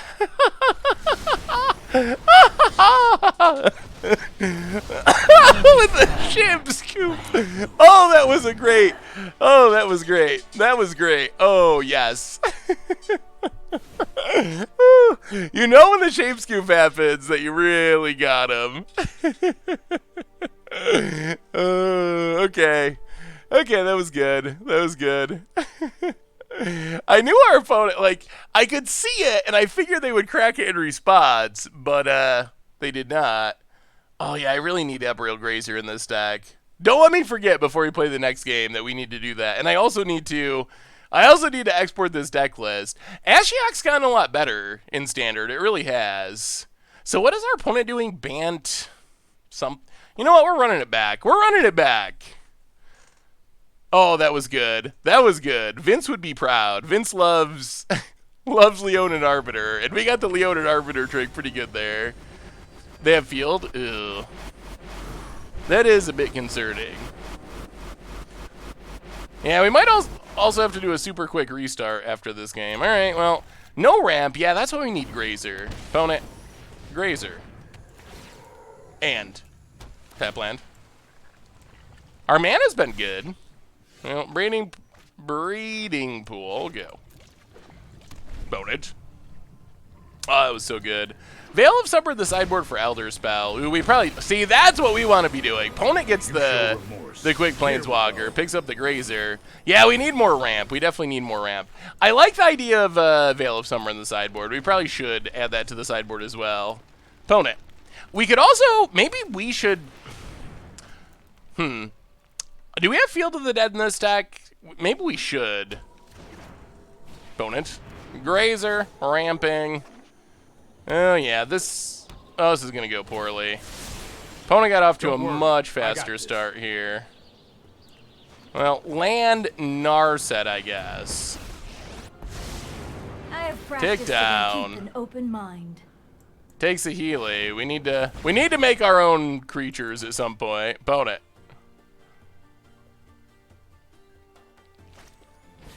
Once upon a time. 1, 2, 3, 4, 5. They're getting close. They're getting close. Ticks up. Oh, I've done the Plays Fabled Passage. Passes. Well, take down Narset. Hone your prowess. Take.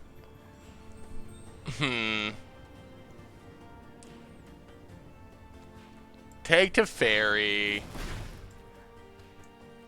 Ashiok. This time our opponent probably remembers. Oh, opponent has negate. Okay, well, play Outland Fountain, pass the turn. Opponent. Would definitely add Veil. It's just great anti-removal. Yeah, and getting hit by Elder Spell would be pretty bad. I don't know if we're going to be able to keep up with these zombies at this point with 2 Field of the Deads.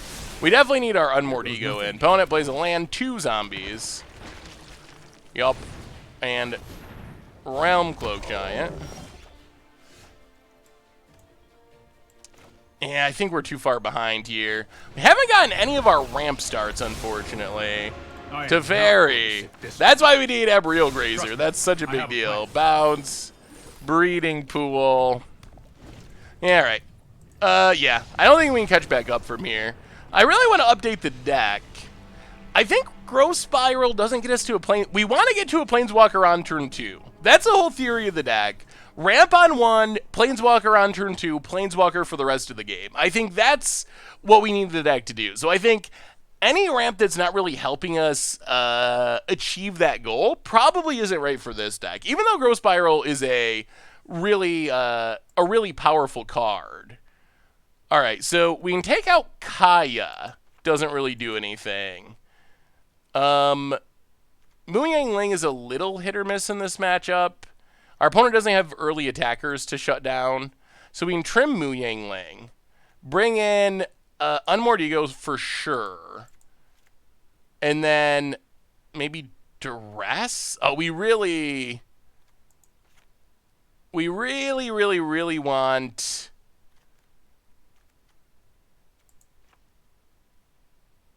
Yeah, let's bring in 2 Duresses.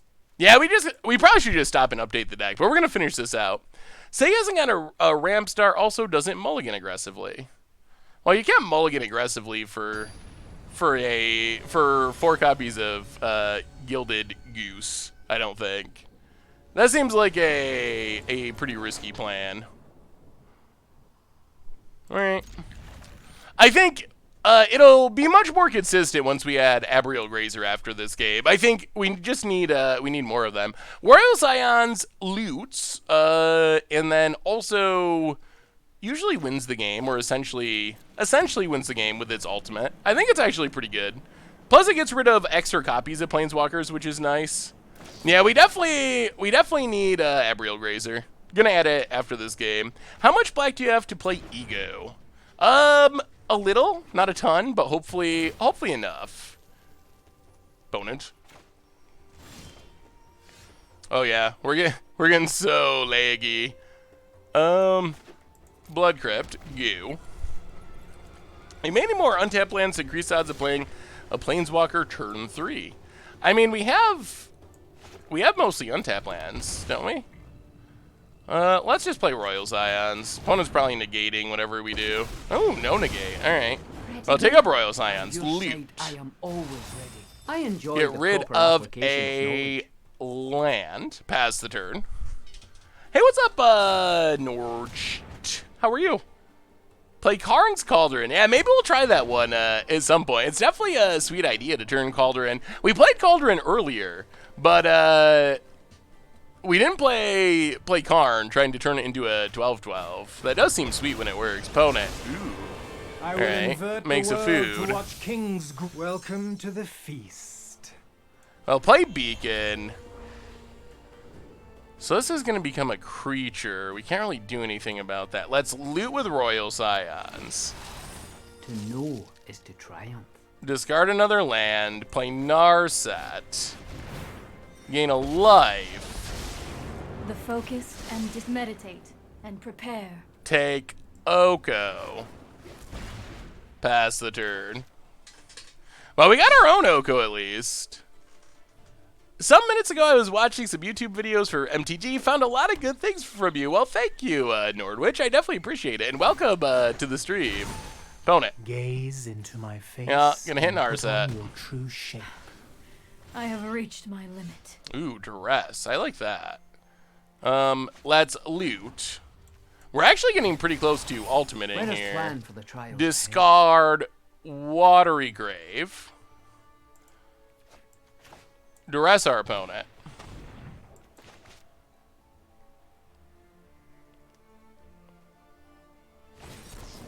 Opponent negates.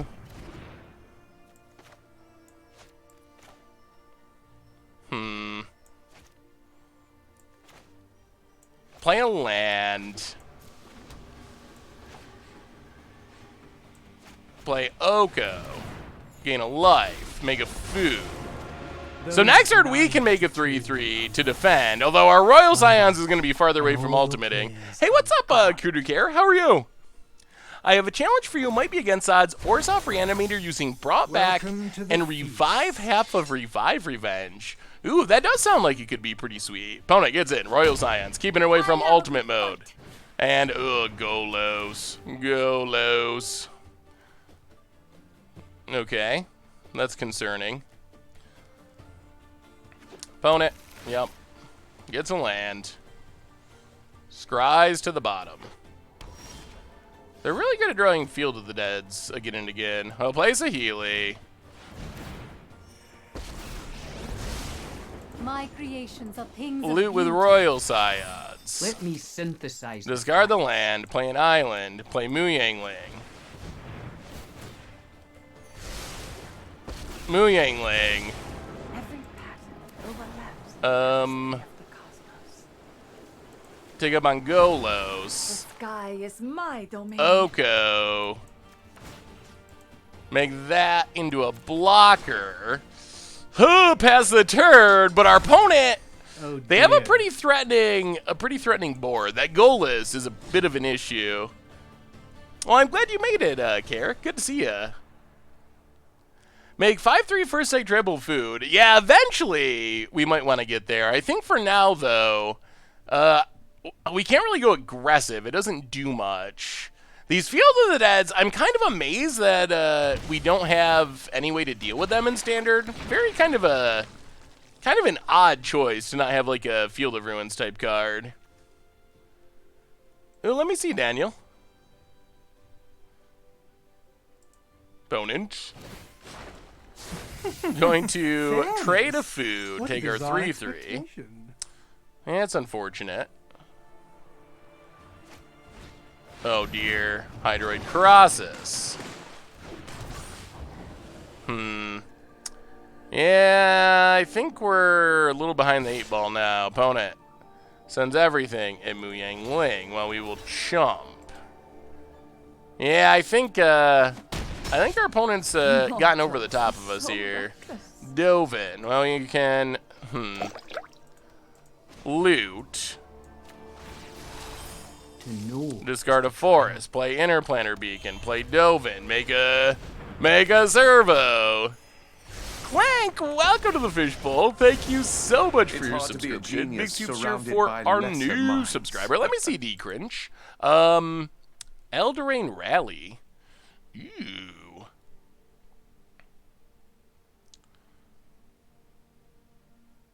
Liliana's Indignation. I forgot all about that card. I mean, I think that looks pretty sweet. I like it.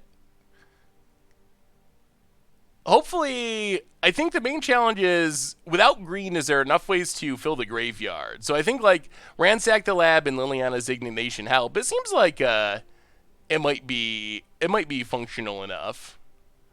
I don't know if Harsh Sustenance is necessary. It is interesting, though. Alright, so how can we get out of this? I guess alright, first... trade this for Golos. Oh, loyalty is Dovin on Crosses. We're studying contrasts. I'm excellent in your... Mu Yang Ling. Not. Make a 4/4. Take to the sky, my friend. And pass the turn. Okay, we're stalling him out, but our opponent's really going off. 1, 2, 3, 4, 5. Blue, white, green, black. I mean, I guess technically we could activate Golos. Bonus. Gaze into Turns my on an face artifact. and put on your true shape. Yeah, opponent's Oko's been just going off over there. Would Karn's Bastion be worth playing? It would be. The question is making the mana work. Like, the effect is powerful, but it's a little hard to play too many colorless lands in a 5-color mana base. That is the main issue. Oh, these lines. So something's attacking Dovin, everything else is attacking Oko, apparently. What is attacking Dovin? That one? Dovin, Oko. Dovin, Oko, Oko. Alright, so I guess we just kill a thing. We're gonna lose both regardless. So kill a thing. Stuff dies. You're too But I close-minded. doubt you can do better. Opponent. What do you got? What do you got?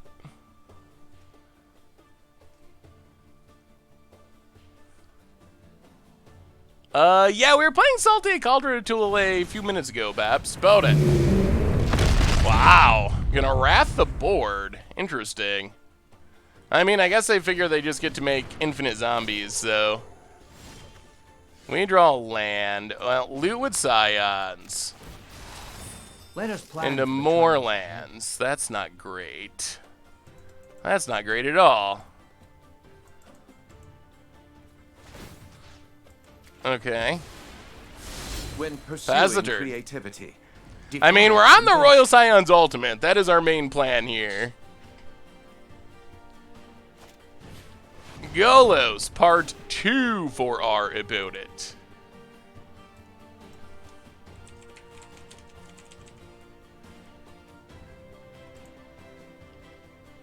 Yeah, the giant hand animation is super sweet. That's one of the best animations. Boat it. Yeah, we've been jumping around a little bit, Paps. We started with Cauldron, though. Potent, doing things, makes a food. Surely you must be famished. To Fairy. Well, Royal Scions.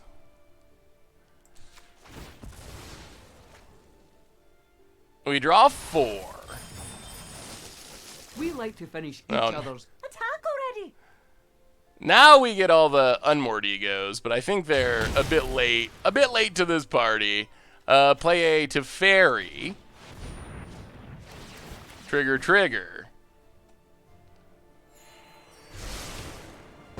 Teferi.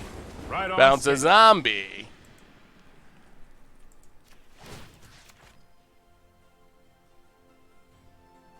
That's more Draw a like it. card.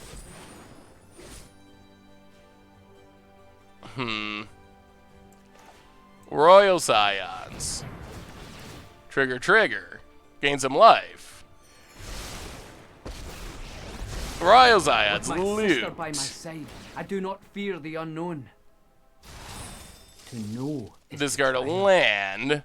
I mean, our opponent's been making a lot of zombies and like wrathing the board and doing a lot of things, and we are staying in it with just this motley crew of 3-mana planeswalkers. We are definitely staying in it. I don't know if we're going to be able to win it, but we are like putting up a pretty impressive fight for our opponent having a pretty solid draw. Garrick's not 3-mana either. That's the problem. I mean, we could break the 3-mana rule. That is also true. It doesn't have to be. Technically, it doesn't have to be 3-mana planeswalkers. That's probably the more competitive way, I guess, of building it. Would be to not limit it to just 3-mana planeswalkers. Cease this.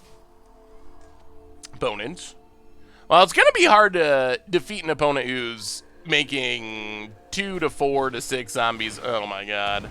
It's going to be hard to defeat our opponent now that they have 2 Field of the Deads and this huge board going. This is a matchup where we gotta... The way we defeat our opponent is by not letting them get to the point of going off with Field of the Dead. A quest of mystery. I think we can play Oko.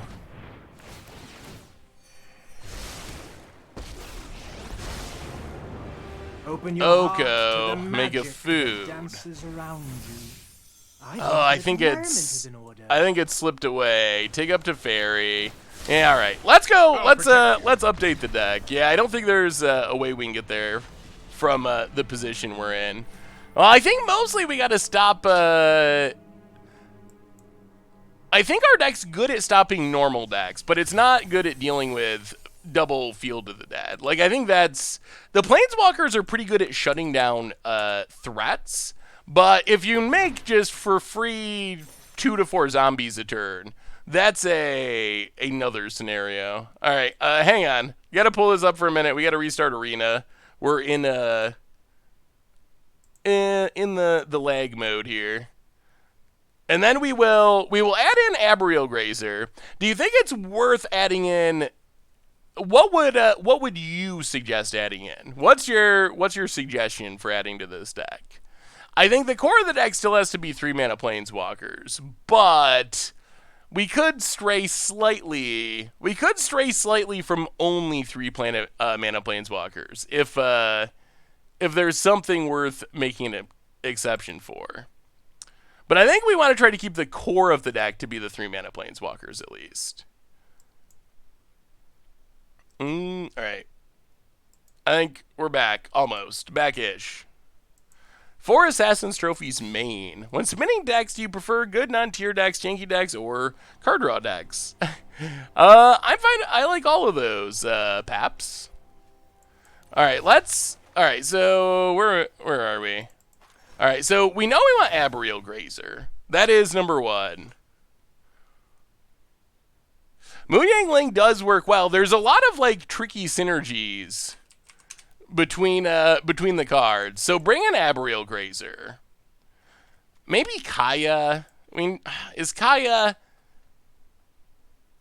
good in some matchups. What's the worst of the planeswalkers? Hey, what's up, Indigo Lily? Spark Double.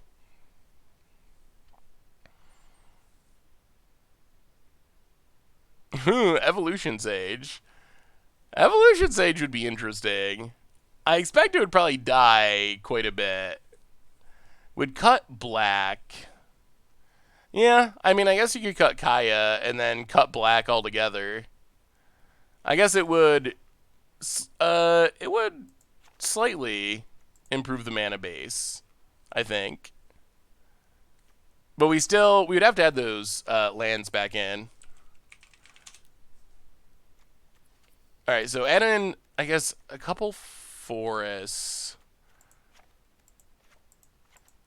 Uh-oh, we lost our Hallowed Fountain. 1, 2. Hallowed Fountain. I guess we can just Fabled Passage. Island. And like 1 plains, 1 mountain. We're gonna have to change the sideboard too now that we did this. No Sarkhan for a finisher. I mean, you can. I don't know. Sarkhan's kind of boring to me. It's just like, all my stuff that shouldn't be able to attack can attack. I mean, it'd probably be a good finisher for the deck. I don't know. For some reason, Sarkhan, just like, it's meh. I don't know. This is 3 mana, 3 converted mana cost Planeswalker tribal. Deck. Ashiok. I guess we could move Ashiok to the sideboard. I do really like Ashiok. We gotta redo the sideboard because we lose Duress, we lose Murderous Rider, we also lose Unmordigo. We had Realm Cloak Giant in the sideboard. Maybe we should just be playing Wrath in the main deck, I guess. Yeah, I mean, I guess. Just, like, play the Realm Cloak Giants in the main? Is that the best plan? You are handsome when your hair is down. You look like a big burly man at a wedding who meets his smoke show trophy wife for the first time and happen to be one of the maid of honor friends. Well, thank you, Libipard. That is a interesting story. But I will take it.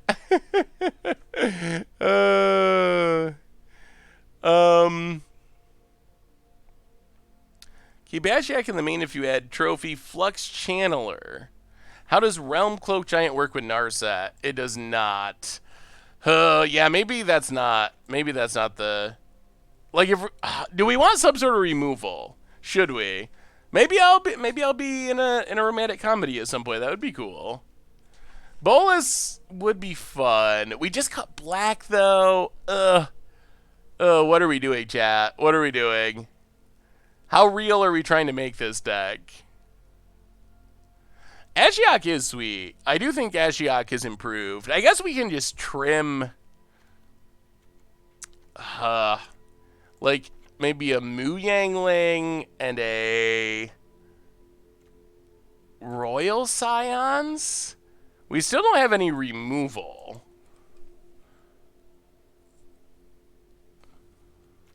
We could also just play our own with this mana base. Maybe we're Field of the Dead deck. I mean, if everyone's doing it, we could just add some more colorless lands in here and hope for the best. That's probably the worst idea. Fires of Invention. Do we get that much value only casting 3 mana Planeswalkers? I think we would need more expensive Planeswalkers for that to be effective.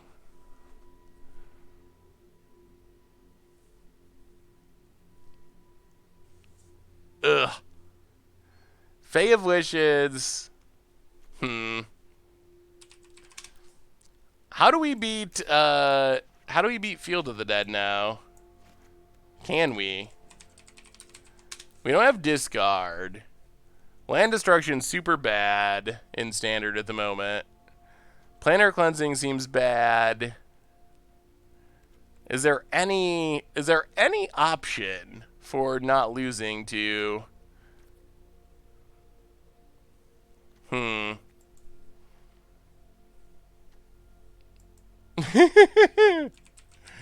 mean, Hushbringer, yeah, maybe Hushbringer's worth it. Let's try Hushbringer. Sounds like a Crim technique.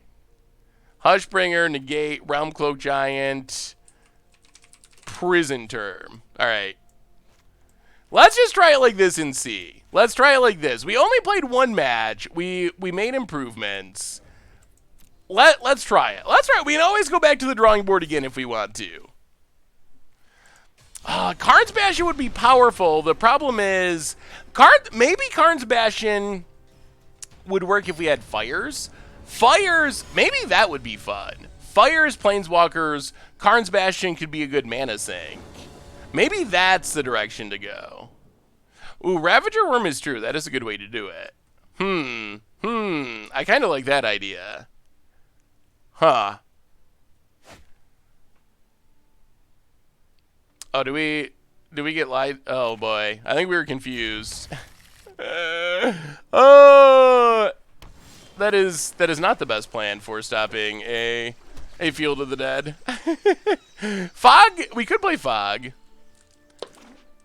Is it Drake's? Unfortunately, we went up to 8 1-mana Ram spells and still did not get a 1-mana Ram spell. Can't catch a break with the 1-mana Ram spells. Magic-related question, does Big Chandra's +1 stack, can the opponent have more than one emblem? It can. Your opponent can have many emblems. I'll play Dovin.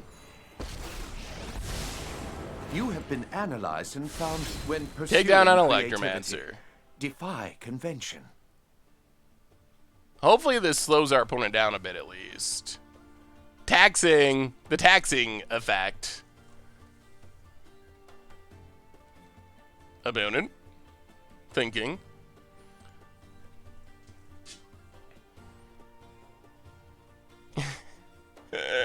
You can see them reading Dovin. They're not happy. They're not happy. Yeah, you could have any number of emblems with a Chandra. Seth, do you think that abusing adventures with Possibility Storm to cheat a big sorcery could work in Modern? Trying to brew a Jeskai deck that does that. Ooh. Huh. I mean, maybe. Maybe. I think it would be kind of challenging. That's,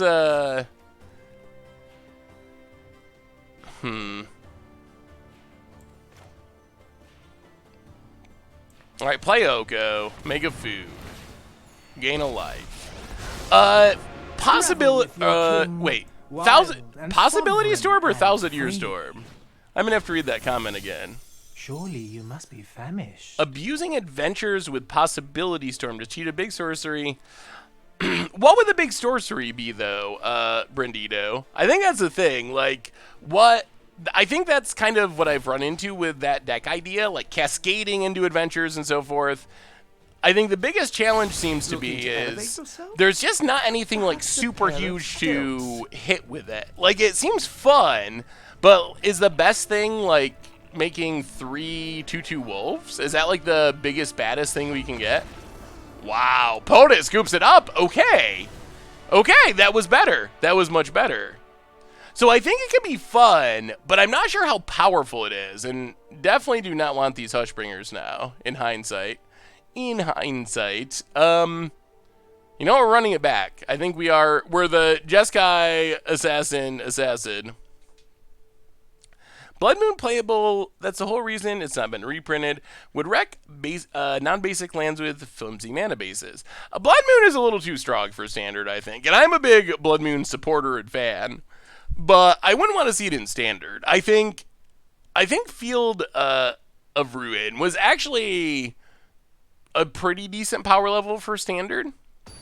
It was good enough that you could deal with problematic lands and didn't mind having it in your deck, but it wasn't wastelanding people or anything.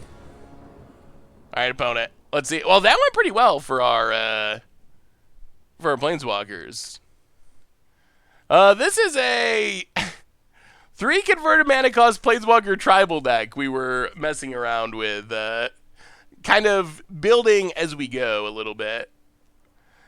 Hi y'all, brand new to Magic Arena, and I'm just wondering what's a good deck to build towards as a newbie. Well, first off, welcome, True Metal King. Awesome to have you in Magic Arena and playing Magic. So we have a huge list of like the most popular decks. If you go to this page over on MTGGoldfish, you can see all of the most popular decks there. So I think that's... Wow, we scared him away! The power of the 3-mana Planeswalkers! Too good. So I think that those will give you some ideas, although it's still really early in Standard. I would probably say something like Rakdos aggro, maybe, mono black aggro, mono red aggro. The other decks like Bant Food, those are very strong, or Bant Lands, those are very strong decks too, but there are a lot more wild cards, so it's going to take you longer to get to those than if you're going towards like Rakdos or Mono Red or one of those. Undefeated! The Aerial Razors. We kind of just scared our opponent away, really. Wonky, welcome to the Fishbowl. Thank you, Gruel Aggro. Thank you so much for your subscription. Big soups here for our new subscriber. All right, let's see if we can keep the good times going. That is not the nut draw. This hand is good. This is kind of what we're looking for. Planeswalker coming down on turn 2. The question is, what Planeswalker do we keep? So, Saheeli, Dovin. I guess we can put Dovin to the bottom. Dovin to the bottom. Yeah, this works. This works. Stomping Grounds. Untapped. Oh, no, it doesn't work, does it? Well, all right, let's put let's put Island into play. This still technically doesn't work because of Fabled Passage. Maybe we shouldn't play Fabled Passage. Opponent. Temple of Epiphany. Land. Land so we can actually play a turn 2 Planeswalker.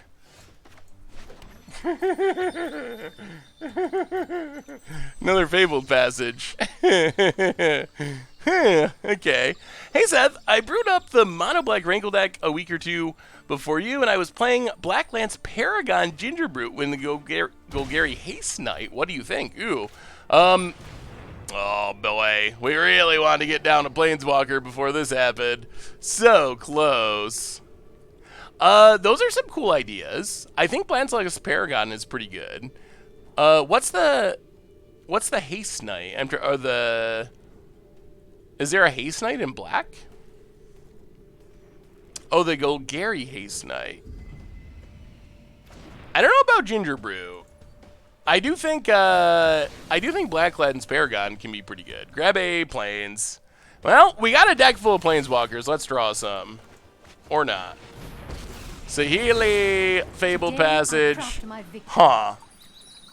A little unfortunate we actually had Abriel Grazer, but we could not we could not play our turn 2 Planeswalker because we had Fabled Passage. That's a bummer. You should put Fabled Passage instead of that land. Alright, we're gonna crack. Try to thin our deck. See if we can draw into some cards that do things. New, survey says. Alright. Oh, we have like 40 Planeswalkers in this deck. How come I don't see many people playing Fervent Champion for Mono Red? Is he not good enough? It's just a 1/1 haste. Not especially powerful. I think normally you're looking for 2 power a lot of times, or at least the upside of getting 2 power with your 1-drops in aggro. So maybe it'll catch on, but I think that is the biggest issue. Good lord. Well, this has been a sad draw. Normally our deck should be able to generate a lot of card advantage, but it's not really happening here, as we just have not been able to really resolve a spell more, really. Opponent. Yeah, but the problem is Fabled Passage comes into play tapped. Grazer puts the land into play tapped. So we put Fabled Passage into play tapped. It untaps on our turn. And then we still don't have access to mana because we are getting a tap land with it. Well, looks like we've been out Planeswalkered in this one, unfortunately. Hey, what do you think of 4-color Knights? Wow. I have not seen 4-color Knights. I'm curious what the 4th color is. Alright, so Negates in. Yeah, we gotta go back to the deck. Hushbringer should not be in the sideboard. We don't have an easy way of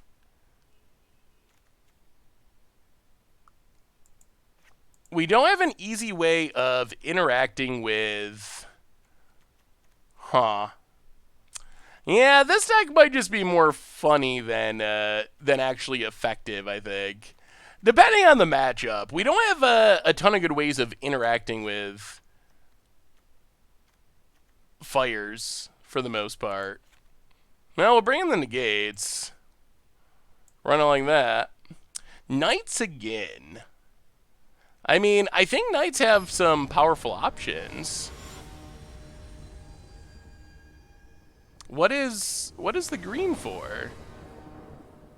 I see green in the mana base, but oh, for once upon a time. Okay, I don't know. I don't know if I think. I mean, I guess you get Assassin's Trophy in the sideboard, huh? Yeah, I don't know if I think it's worth. I don't know if I think it's worth splashing into green just for that small of an effect. It seems like a big cost on mana for a little bit of help. I do think Knights has some potential, though. Land go. We were playing some Cauldron just a few minutes ago, actually. Pretty sweet. Land go. I do like Cauldron.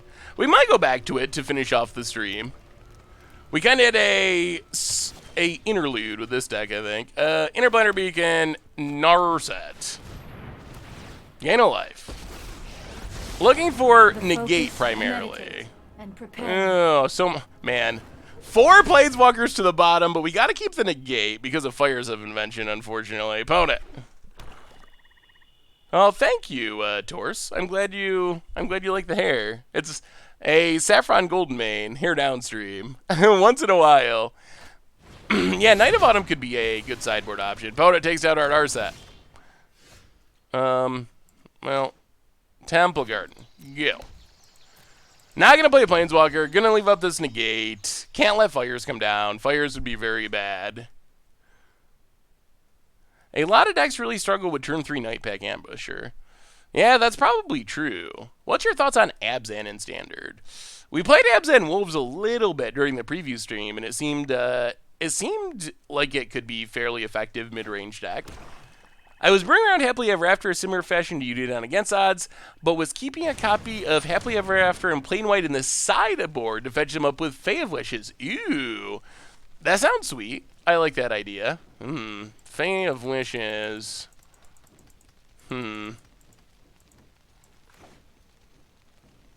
Yeah, let's counter that. That seems like that'll be a problem. Interplanar Beacon.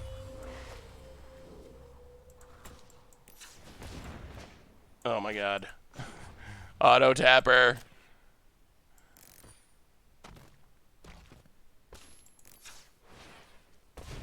Tap.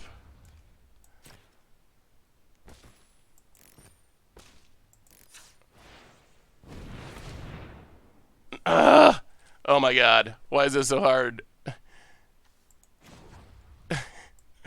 How do I make this work, Hatarita? Interplanar, we want to spend this green and turn it into blue and whatever. Not like that. There's got to be a way to make this work. So we tap this land. Is there not a way to make it? Oh, really? So it's just going to force me to tap this blue source for no reason. And then they play Fires of Invention. Well,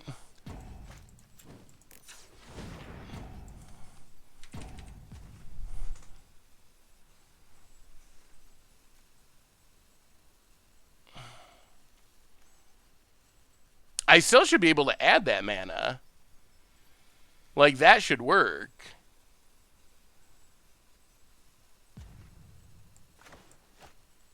Alright, well, we're probably going to lose. Like, that functionality should still be there. There are so many mysteries to uncover. Well, take down Narset. Keep an open mind. We will take Royal Scions. Pass the turn. Now, let's hope they don't have Fires. If they have Fires, we probably just lose. I mean, I guess we didn't hit a negate anyway. That is a little weird, though. Like, there should be a way to tap your lands to add the colors you want. Fires of Invention. Well, there's fires. There's a land. Well, this one's probably over.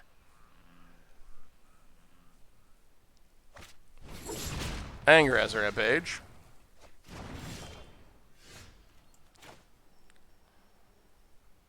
Place a Healy. Gain some life. Play a land. Play Oko. This should be fun. Gain some life.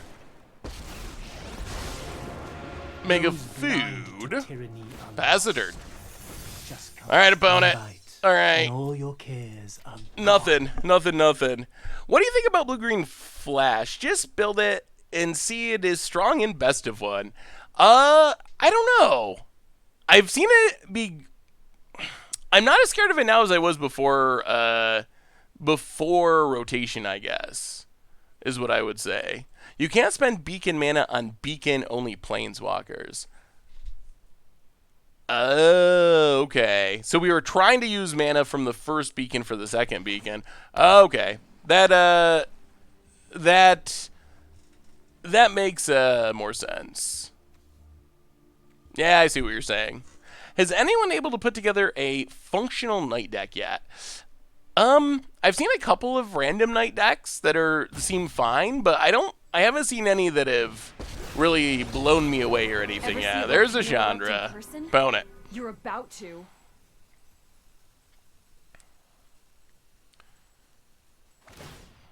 Emblems. No pressure. And more Planeswalker removal. close-minded. Okay, that's not ideal. Boreal Grazer. This is when it's sad. I'll play Royal Scions. Trigger. Knowledge is the greatest virtue. With the courage to apply it, Jeez. bravery galvanizes any plan. This does not seem like an easy way to get through a Chandra. Get in a Chandra. Hit Chandra. You're playing with fire here.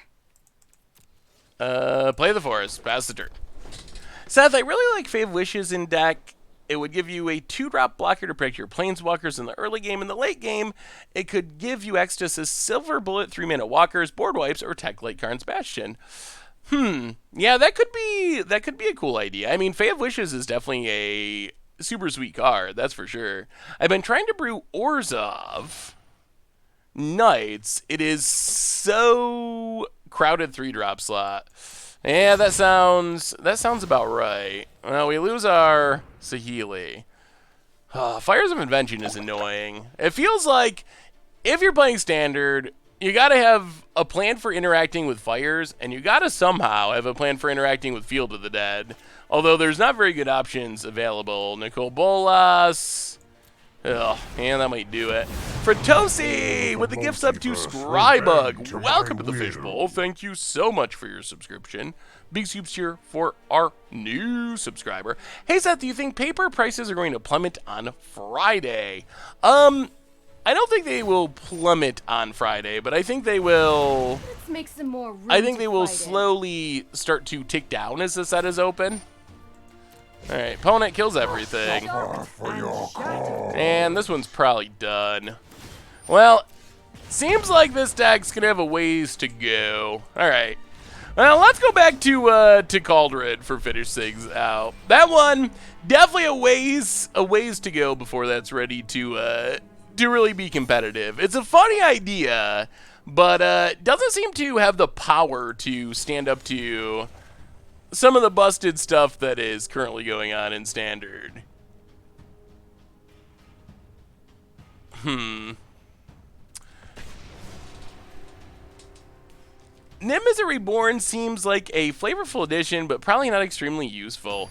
Yeah, a little hard to cast too. So back to where we started. We took a little break in the middle.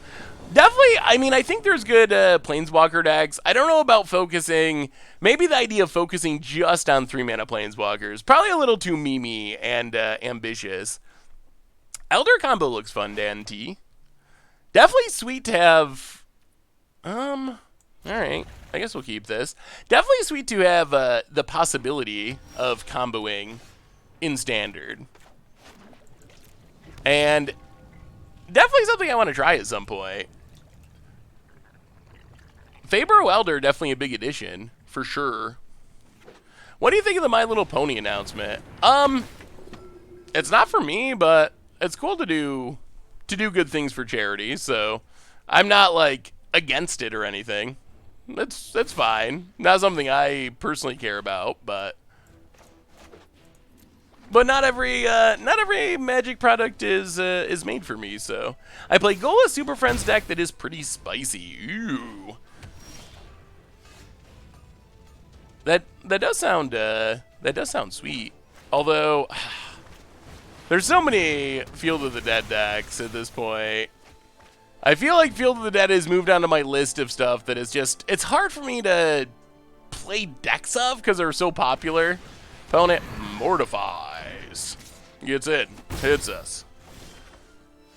I'll play Watery Grave. Off to a bit of a slow start here. We need to hit one of our big creatures at some point. Opponent. Combat. Gets in. Well, we'll take it. Down to 14. Down to 12. Charmed Prince Part 2.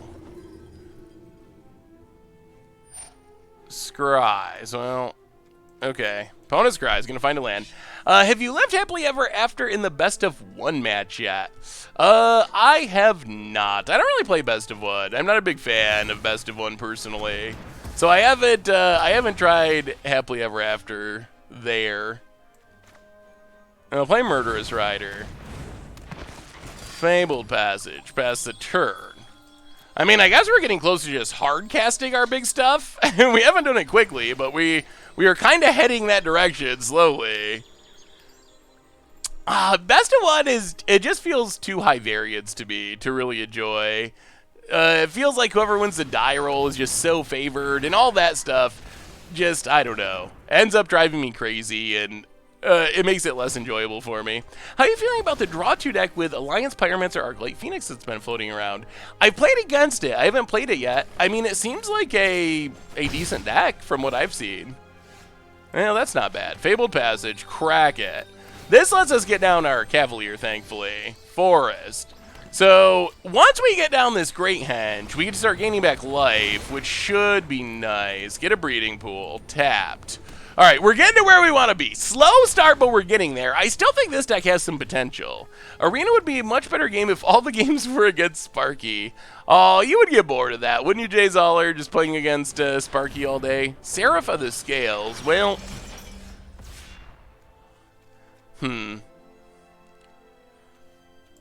I think we gotta yoink this first, sadly. Yeah. Come to us. Come to us, Seraph. Get in. Cavalier of Thorns. Thank you, Rob's Ray. Got the hair downstream today, every once in a while. Frost Nose, Toes, with a gift sub to Miss Sibbit. Welcome to the Fishbowl. Thank you so much. Thank you, Doc Mistaken, for your subscription. Big super cheer for our new subscriber. Ooh, more Seraph of the Scales. Interesting. Well, alright. The time has come. Great Henge.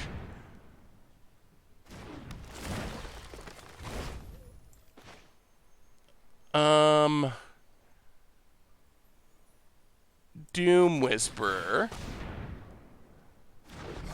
Gain some life. Play the Swamp. And yeah, this is more what we're looking for. I don't even think we attack. Like, we're in such good shape for the long game here. Pass the turn. And I think we just outvalue our opponent. Eventually we'll hit Cauldron, and then we are off to the races. That's what I always think of. Come to my head. I guess I still kind of think Beavis and Butthead was pretty funny. I used to really like Beavis and Butthead. I don't think it doesn't rank in at the top of my list of favorite animated shows anymore, but I still think it was pretty funny for its time. How do you think Esper Control will do in upcoming formats? I mean, right now the main Esper deck seems to be the Esper Doom deck, or oh my god, the Esper Doom deck or the Stacks deck. It seems pretty good. So I would imagine it would. I imagine it would keep going. I don't know why. Like Esper, it's got Teferi, and Teferi is enough to keep an archetype relevant by itself. So I don't think it's gonna go away.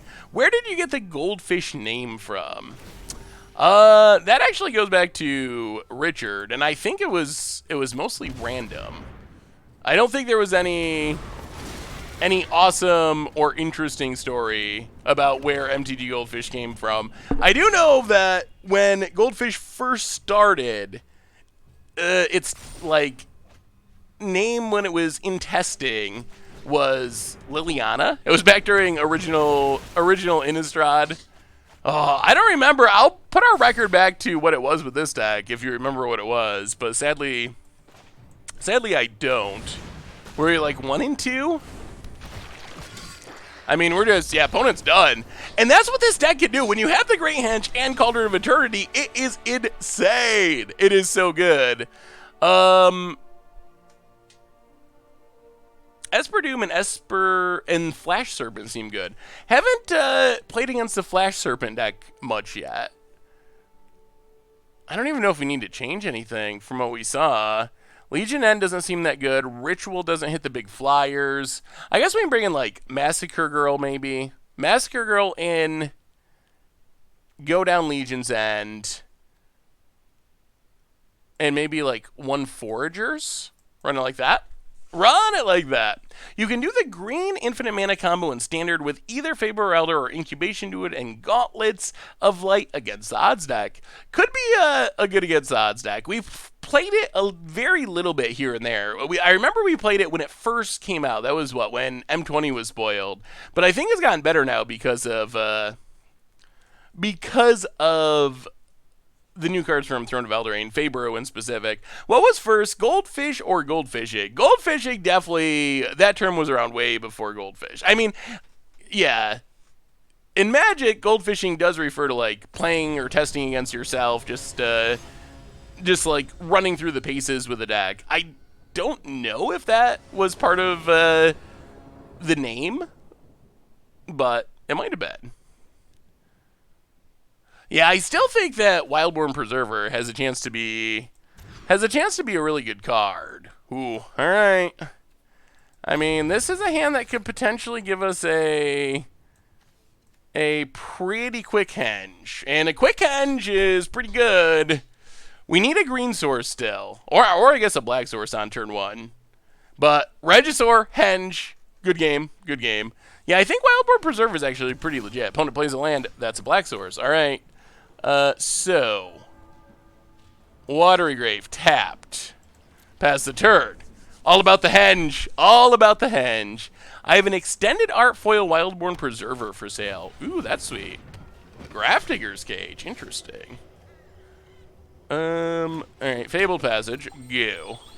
Well, that shuts down one of our artifacts. Does not shut down the one in our hand, though, thankfully. Opponent. Cracking Fabled Passage. Better question, do you or have you owned an actual goldfish? I had a goldfish that I won from a traveling carnival or fair when I was a kid.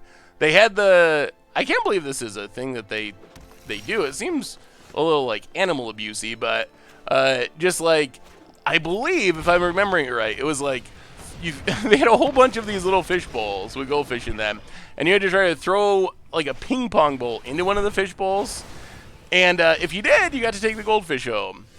And I'm pretty sure that my parents were not hoping that I would make it, but I did make it, and I think the goldfish lived for like a day, something like that. I am Kevistine. Welcome to the fishbowl. How are you today? Ooh, Kalia, opponent going to town. All right. Will Passage be a form in every non-monocolor deck for the next 2 years? I think its value might go down. I think its value might go down once we get more dual lands. We'll see.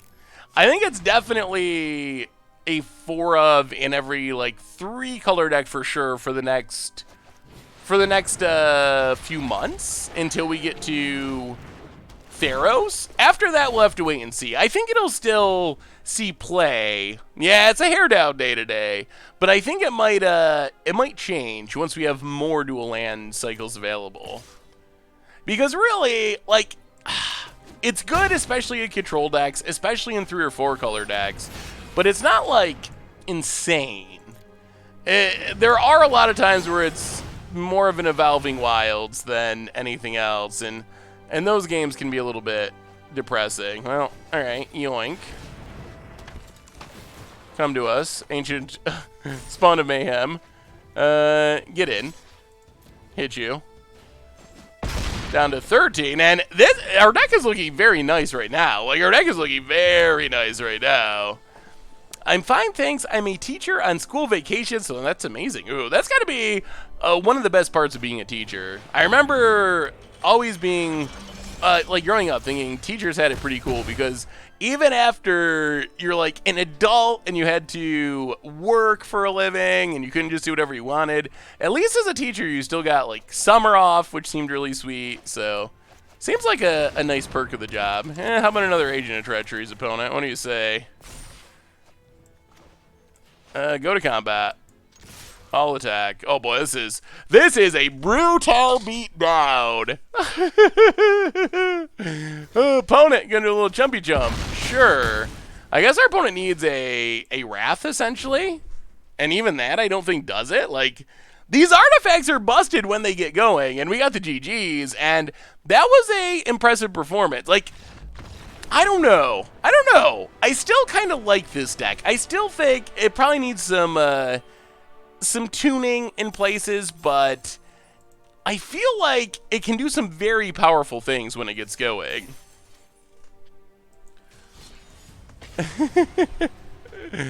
Yeah, Greyhenge is really good. I am also impressed with Cauldron, the other part of this deck.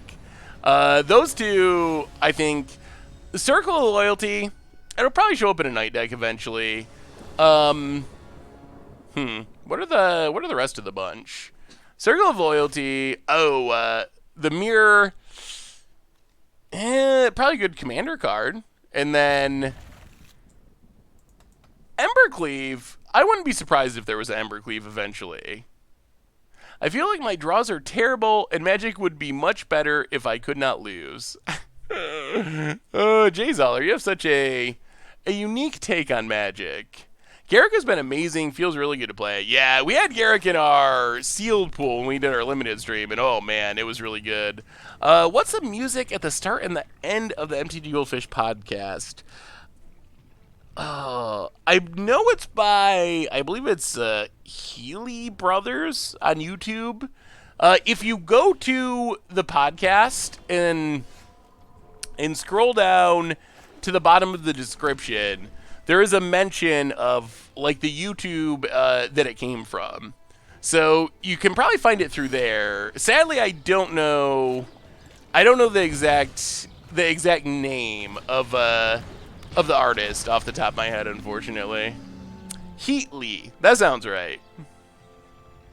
Can't I export the list from the overlay? You can't, but if you go to the deck command, you definitely can. I don't think you can from the overlay. What are we pitching here?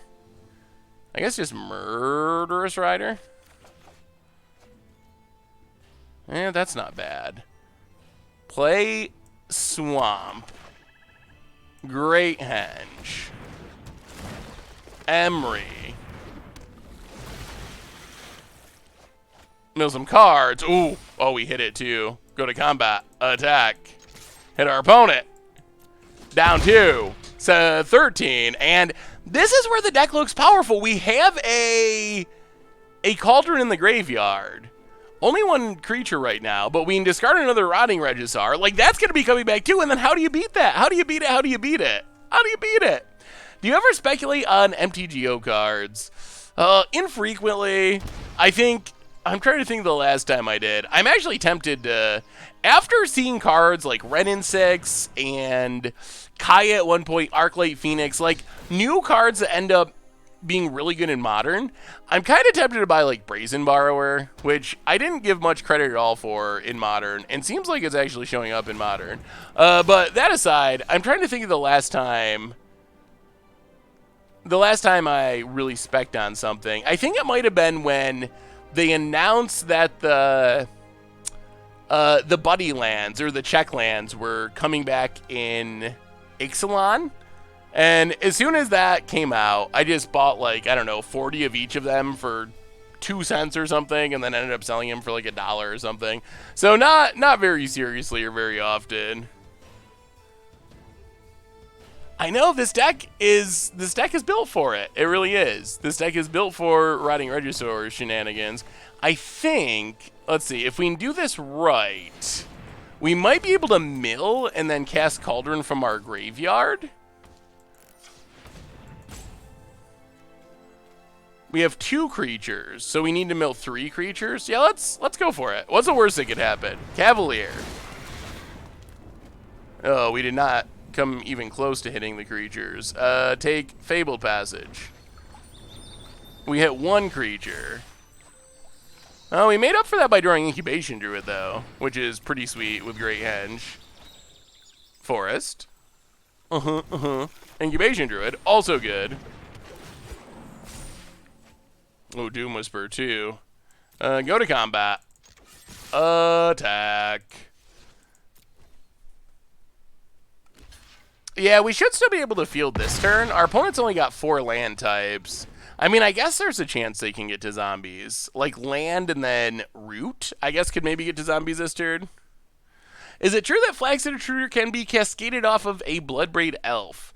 That is my understanding of the rules, yes. My understanding is if you cascade into... You only can see the creature half, I believe, as far as cascade is concerned. So if you cascade into a cheap creature, you are able to cast either half of your adventure spell. So I believe that that's correct. Do you think that Abzan Wolves deck is worth spending wild cards on? Huh. So, maybe. I think that... I mean, I guess it partly depends on what your expectation is. I'm not sure if the goal is to be like your primary deck, or like, I think it's a functional deck, and I think it's a deck that you can win with. Is it going to be a tier 1 top of the standard deck? I don't know. Maybe, but I think it's too early to really say, and if my goal was just to get the absolute highest tier deck possible, it would probably be one of the like Oko food decks over Abzan Wolves. So I think it's good enough, and if you want to play it, I think it can be competitive, but I wouldn't be surprised if it ended up being like just outside the top tier of the format, essentially. Well, alright, can't keep mulliganing. And we'll get rid of Murderous Rider. And is expensive. Leo Steel for the 14th month. Welcome to the Fishbowl. Thank you so much for your subscription. Big soups here for our new subscriber. This I could probably play Risen Reef, actually. Ooh. Alright, well, Incubation Druid's not bad. Incubation Druid gets us up towards this Cavalier just a tiny bit quicker. The problem with, like, cascading into Flaxen Intruder or whatever that I keep running into is it just feels so much less powerful than, like, cascading into Crashing Footfalls or Restore Balance or, like, the other things you can, like, do that trick with in Cheating to Play. I mean, I guess you can just subscribe to yourself. I'm not sure. I think Richard did it. If there was, or maybe it does it automatically. I'm actually not 100% sure, but it does say that we are subscribed to ourselves. And Burial Grazer. Opponent's got the Knight of Autumn, so they're trying to fight our artifacts, which makes sense. Alright. Incubation Druid. You. Opponent. So what are you playing this weekend? Well, assuming you're playing Magic, what are you playing at F&M or wherever you're playing Magic this weekend? It is officially release week for Throne of Eldraine. Like, it's happening. It's so weird these days. Oh, you're auto-sub to your own channel? That makes sense. It's so weird these days, because it feels like Throne of Eldorad's been out for a long time, and I guess in some sense it kind of has, but really, it's basically new as far as paper is concerned. It hasn't even released. Ooh, Blue-Black Terramander. I have not seen that deck yet. Food Gak, I still want to play that one. I haven't gotten to really play it yet, but I want to. Cavalier. Let's just take another Fabled Passage. Sure. Mill some stuff. And, next turn. The agents are coming, and the scoop from our opponent should be following shortly thereafter. I'm playing Green-Black Control in Standard. Grixis Time Vault. Oh my goodness. Playing some Vintage this weekend, just Magic player. Rakdos Knights with Embercleave. Ew. I have not played any Embercleaves yet. Paper Magic is irrelevant. They just keep it going, but we all know it's dead like Moto. Jay Zoller, you have the most interesting Magic opinions. I will definitely give you that. Well, alright. Yoink number 1. Castle Vantress? Opponent's gonna float the mana, okay. Well played, opponent, well played. You never know, he might have a Swan Song. An Opt. Jeskai Control in Modern. We need to play some more Modern. We need to start exploring some... Opponent scoops it up, and we're on the winning track here. We put the deck down, took a break for our Jiggy Planeswalker deck, and since coming back, we've been doing pretty consistently well with this deck. 2 in a row, 2 in a row. Maybe it's actually decent. Yeah, we need to do some more Modern here in the future. But Moto, I'm sure, is not in the future. I actually think Moto still is in the future. I know some people disagree with that, but people love Modern and Legacy and Vintage and drafting against other players, and like they love all this. Arena is great, and I really enjoy Arena, and I think Arena has basically, for me, when Arena was announced and first coming out, I wasn't sure like what I would do with Arena. I wasn't sure if wasn't sure if I would even play Standard on Arena, or if I would just stick with Magic Online. But I play almost exclusively Standard on Magic Arena now. Like, it has won me over as far as that goes. Even if I have the cards on both clients, or can borrow them on both clients, so I could play on either one 9 times out of 10 if it's Standard, maybe even more than that. It's pretty close to 10 out of 10 at this point. I will choose to play Magic Arena. On the other hand, Magic Arena, at least for me, isn't so good that it's made me giving up my love of Modern or, like, other formats. Like, that hasn't really happened yet. So, Magic Online still has an important part of my Magic experience, just because I love those formats. How do you get the full art lands? They had oh, that was a good draw. They had an event, I believe, that gave them away. And I don't know if we're ever getting Modern on Arena. It doesn't seem like it. At least, I don't even think that they're heading in that direction. It doesn't seem like. I think they want it to be different and separate. We are getting close to new historic cards. I'm going to be really curious how that actually shakes out. Ooh, Thief of Sanity. Well, I guess we don't mind our graveyard being filled, so that's not the absolute worst. Land go. And if we get down the henge, fun things happen. Bloodfell Caves, vote it. Thief of Sanity. Alright. Gets in, hits us. This is going to be a crazy game. Mellow Donatello, welcome to the Fishbowl. Thank you so much for your subscription. Big scoops here for our new subscriber. They should put Historic on Moto if they mean for the format to be competitive. If they put Historic on Moto, I don't think anyone would play it. I think the appeal of... I think the appeal of Historic is primarily that it gives you another format on Arena, which was lacking before.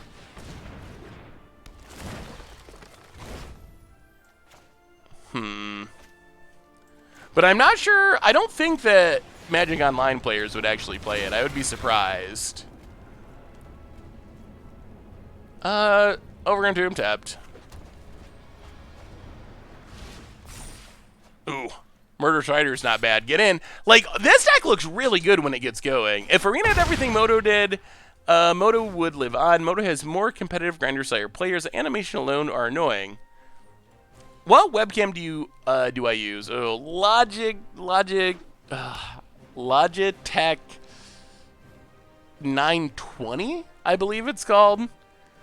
It's one where when it's probably a little bit outdated now, but it's one where when I first started streaming a few years ago, I asked on social media, and pretty much everyone said it was the one to get. Yeah, that's it. Logitech C920. That sounds exactly like the right answer. Yeah, maybe someday I will upgrade, but that's what I got for now. Well, let's... Actually, I guess we don't have to tap this yet. Let's play Running Registrar, number 2. Trigger Draw. Incubation Druid, number 2. Trigger Draw. Swamp. Combat. Attack. And the deck looks pretty impressive sometimes. Pony is down to 3. They better have some good cards. They can't even really Murderous Rider very effectively. Land. Tapped. Incubation Druid. Sure. I don't think that's going to save you. Pote it. Murderous Rider. Yup. And... Wow. Huh? Does our opponent not know how dying works? Okay. Hits us. I mean, our opponent's dead many times over. It is telling that a lot of top content creators have stuck with Moto. I mean, I think it's mostly the formats. I haven't really seen any...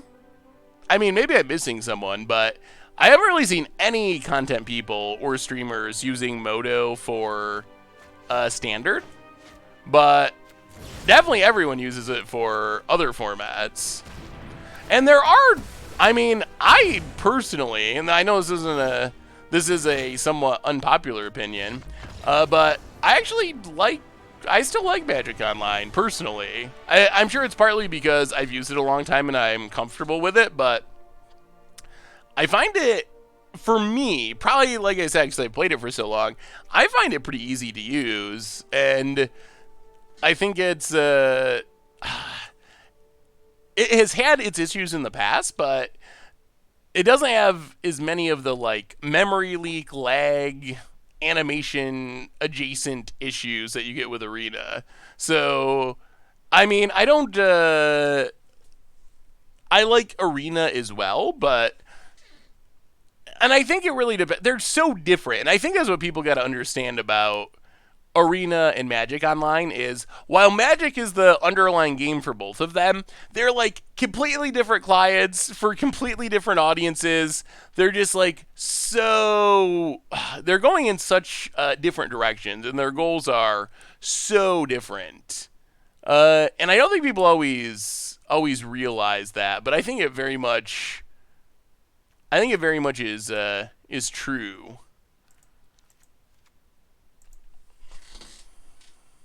Someone asked about Cascading Adventure. I looked it up, followed the rules update for Adventure, and found the following.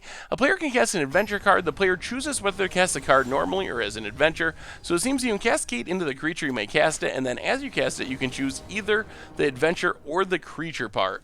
That sounds correct to me. That sounds like what I had heard as well. So I think that is probably correct. My absolute favorite part of Moto is where 3 players in a commander game try to teach a 4th how to make their commander go to certain zones. Yeah, that is... I don't know why some people have such a hard time with that. The toggle can be a little bit confusing. But even in that case, like, in some ways it seems like a knock against Magic Online. Like, and it is like, if you've never done it before, I've definitely messed up like how my commander toggles are set. But at the same time, at least Magic Online has commander. So yes, it's not it seems like Arena's just like avoided that problem by just like not attempting it. Essentially. Incubation Druid, go. Build it. So we can boom bust with it. Boom bust, I don't think that works, right? You can't cascade into boom bust anymore because of the rule change.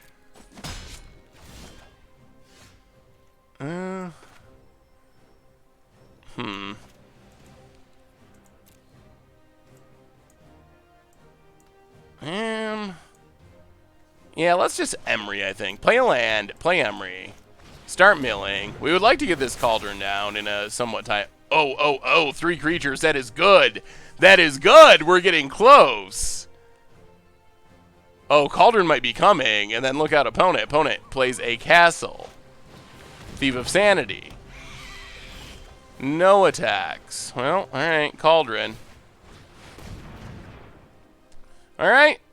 Let's go. Let's go. Game on, opponent. Game on. What is the next deck we're playing tonight? Actually, opponent has Bedevil. Actually, we're getting near the end. This might be our last match, actually. So this is probably going to be our last deck for tonight, although there is a ton of stuff coming up. We have if you miss the Gets Odds, that's up on the YouTube. There is a ton of videos coming up on the YouTube. There's a rough draft tonight to get ready for Throne of Eldraine, so yeah. And then next week should be a classic 3-stream week. Emery's nice here. And it's back. And Incubation Druid. And pass the turn. And hopefully we get this Cauldron going and stop this Thief of Sanity before it kills us. Nakobolas, the Dragon God. I have a few openings. Vote it. Minions. Draws a card. We'll get rid of Rotting Regisaur. Wipe your bloodline. What do we have With to deal the with this? most of my Playcrafter could also be good. Opponent gets in, hits us. Thief of Sanity, doing Thief of Sanity things. Mill some cards. We untap. We draw a swamp. We play a swamp.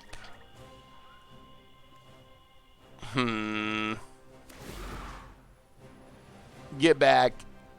Cavalier. Get a land. There's Agent of Treachery. That's what we were looking for. That is exactly what we were looking for. Land comes into play tapped. Rotting Regisaur. Pass the turn, and the Agent of Treachery should be the end. That should be the end. Calvin is my favorite deck. Would not be surprised to see it win some kind of small Japanese tournament. I've been waiting. We should get our first small Japanese tournaments results tomorrow from like after set releases. So I've been keeping my eyes open for next week's next text. Fires of Invention. Monday stream 2 p.m. Eastern is our normal time. Opponent Cavalier, our Cavalier of Thorns. Okay. Well, opponent got the Fires of Invention, but we have the Cauldron, and that Cauldron has an Agent of Treachery, and that seems reasonable. Opponent, what are you gonna do? We are taking your Nakobo loss. That is happening. Or maybe we take Fires. I don't even know. Opponent gets in. Well, we will block. Sneaky Reach! Sneaky Reach! Opponent. Yep, oops. Tobias Funke. Alright. I have other schemes Kills it. to Goes to the attend bottom. That's fine. We untap. Well, we will Cauldron. Get back Agent of Treachery. Agent of Treachery. Take Nakobolas. Take up Nakobolas. Draw an island. I was not prepared Conceivable. for this. Let your weak Thought minds Erasure. crumble. Oh, double Chandra. Well, Cavalier will keep it. Double Chandra is scary. No attack. So Chandra incoming. Can we beat it? I've been turning aristocrats for mock Saturday playoff this Saturday. Let's see how it goes. I was very impressed with the Aristo cat deck that we played. Earlier this week on stream. Yeah, I've been happy with how this deck turned out. Like, ooh, opponent has our Agent of Treachery. That's annoying. This deck is super fun. It is super fun, and we're kind of winning with it now. Yeah,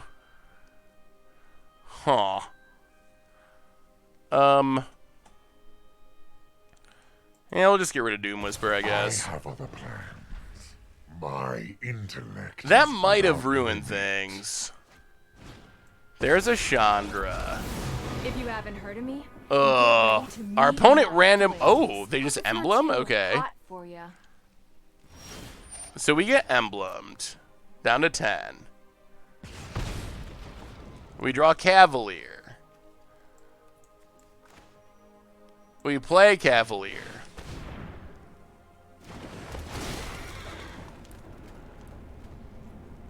We mill stuff. Alright, well, we got a Great Henge. Emery. Great Henge.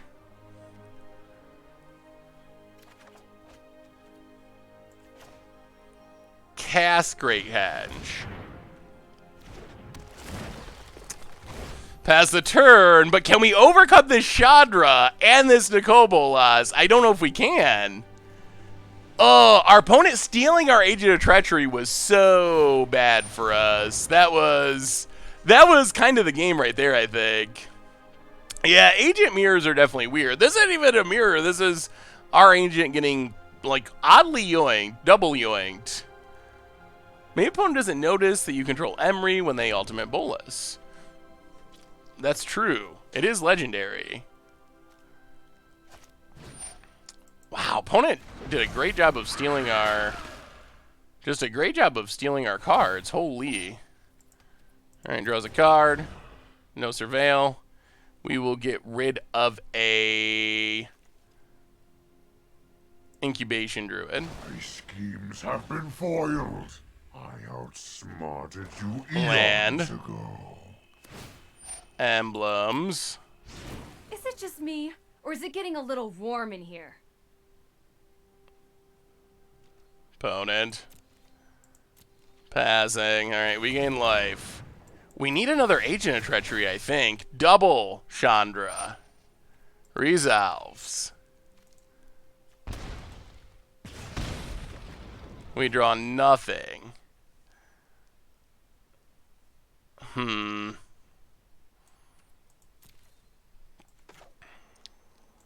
Oh, Fabled Passageway. Crack it.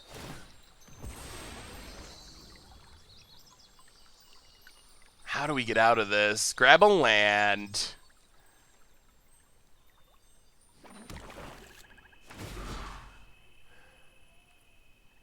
Doom Whisper. Comes back. Ugh, more Great Henges.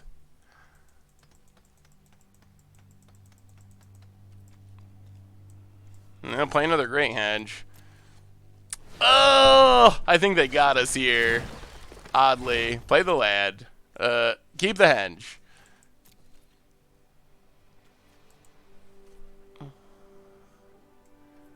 Do we have another...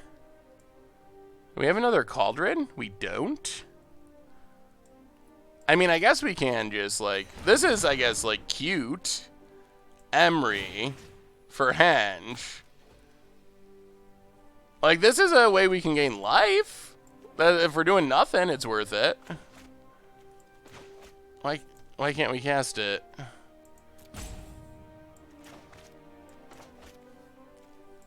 One thing I don't always like about Arena is I don't always know what phase I'm in. Alright. Yes, please. Great Henge. I mean, looping Great Henge is something. It's gaining us life at least. Pass the turn. Well, we'll see. Opponent untaps. What a wild game. Opponent. Lockwayne draws a card. Down to 17. Takes up. We will get rid of Incubation Druid. Return. My schemes are never ending. Opponent.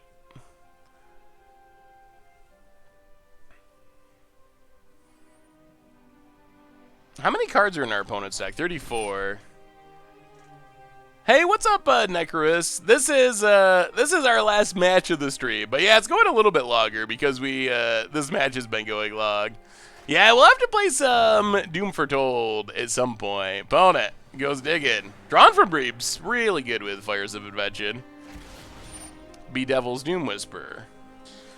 Well, okay, that's our last card, thankfully for the turn at least. Surveil.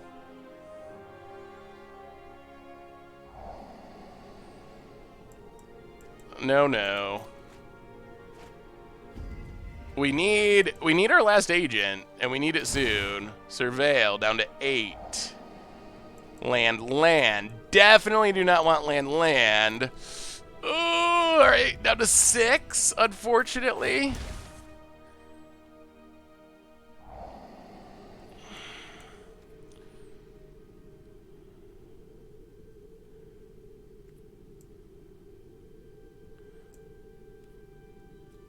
Ugh. We gotta stop because there's these Chandra triggers. Yeah, alright. Well, that didn't go super well. Opponent finds their stuff. Yeah, you can't really loop anything with Cauldron because when stuff dies, it goes on the bottom, so it's a lot harder to do loopy stuff. More Chandras. Hope it's not too hot for you. Yeah, I think our opponent just randomly hitting our Agent of Treachery was basically the game, unfortunately. Chandra triggers. Yep. We draw nothing. Well. Cauldron. Get back. Emery.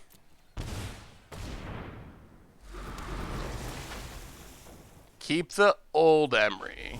Draw a card. Mill stuff. Ugh. Alright. Yeah, on to game 3. Yeah, it's worded very safely. Huh. I don't think our opponent good gamed us in game 1 when we won. Interesting. You can kill the agent on the opponent's side and it goes to your graveyard. That's true. We didn't find a way to kill it, but alright, we're gonna bring in the negates and one more thought erasure. Going down, what are we cutting? Probably like Paradise Druid, Doom Whisperer, Legion's End. Alright, run it like that. Run it like that. Alright, last game of the night against Dr. Tobias Fuyunke. The last game was weird. I forgot about Thief of Sanity. Still a good card. Okay. This hand is a little clunky, but we have a Thought Erasure, which is good. Our mana with all the basics is a bit awkward. Opponent, Scryland. We will crack. Go digging.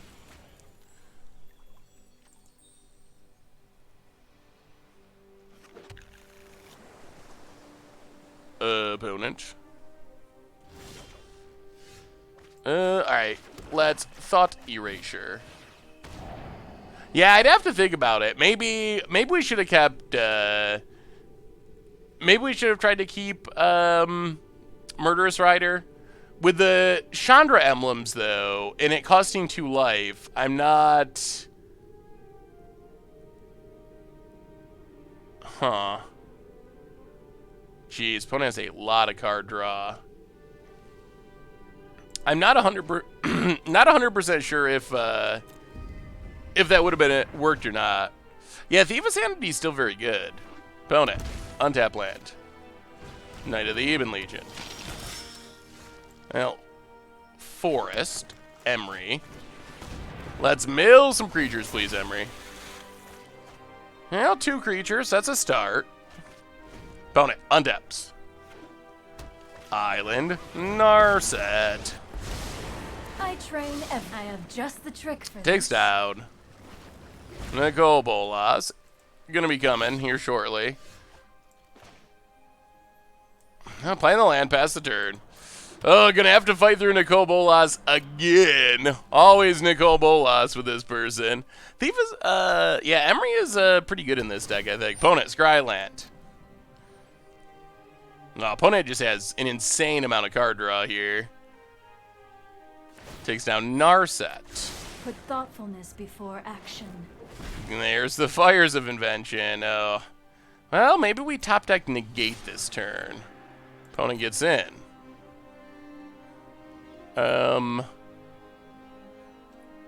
Okay.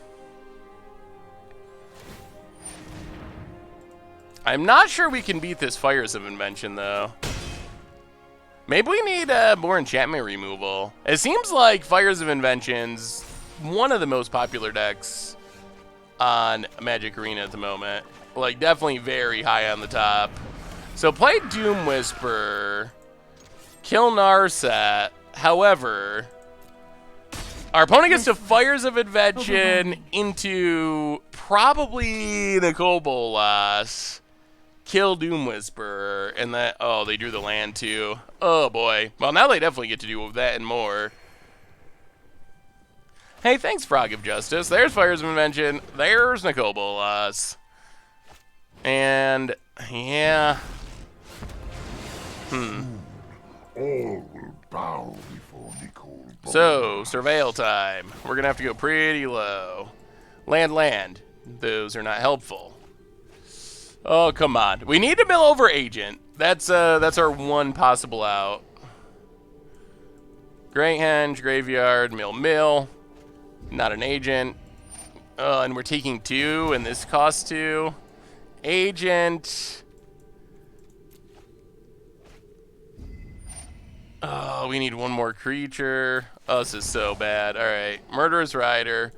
All right, well, this sort of kind of gives us a small chance. We'll see. We lose Doom Whisperer. We drop to 6. Oh, no attacks. All right. So we untap. Play Cauldron. Cauldron. Get back Agent. Down to 6. What do we steal? What do we steal is the question. Sorcerer's Pygress seems good against them, especially since he can make it back with Emery. Makes me miss him Mortal Sun, though. Yeah, Mortal Sun would definitely be sweet. Yeah, maybe Spyglass is worth it.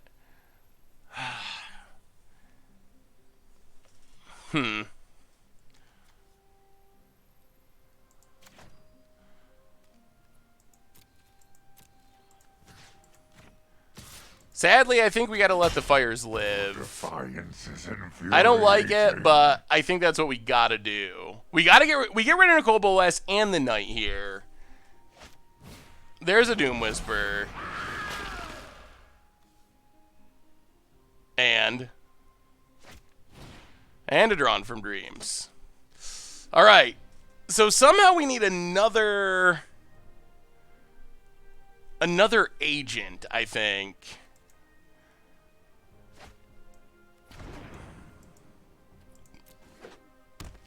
Opponent plays a land. They've cast their spells. Incubation Druid.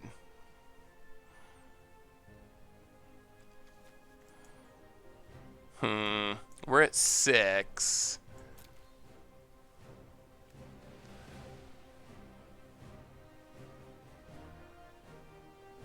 So we could reanimate Rotting Regisar. Then we die. Rotting Regisar, get back Great Henge, play Incubation Druid, but we die there. Alright, so I think what... Alright, I guess we just gotta Emery and hope we can age it. I think that's it. I think that's all we got. Come on, agent. Come on, agent. That's what we need. Emery. Keep the old one. Agent. Agent with our milling, please. No, not even close. All right. Well, that should be game then, with our opponent having all this free stuff. Needed the Agent of Treacheries, couldn't find it. Pass the turn. I think that was our only line. Sometimes you whiff. That is the nature of Magic. Opponent draws a card. So if they kill our Doom Whisperer, we're dead. Even if they don't, there's Nicobolas. And, what can you do? Fires of Invention is everywhere. I feel like next time we play the deck, which I feel like this deck performed well, probably play like Thrashing Brontodon or something in the sideboard to have another answer or two to Fires, because Fires is definitely seeing a lot of play at the moment. So we jumped around a bit tonight, but I think the Great Cauldron deck, the numbers probably need some slight tweaking, but the deck is really powerful. Throw some Thrashing Brontodons perhaps in the sideboard to deal with that. Like what we saw in the metagame in our matchups were primarily Field of the Dead, Fires of Invention, Field of the Dead, Fires of Invention, Field of the Dead, Fires of Invention, over and over and over again. So if you're playing on Arena, be prepared for those decks if you're playing best of 3.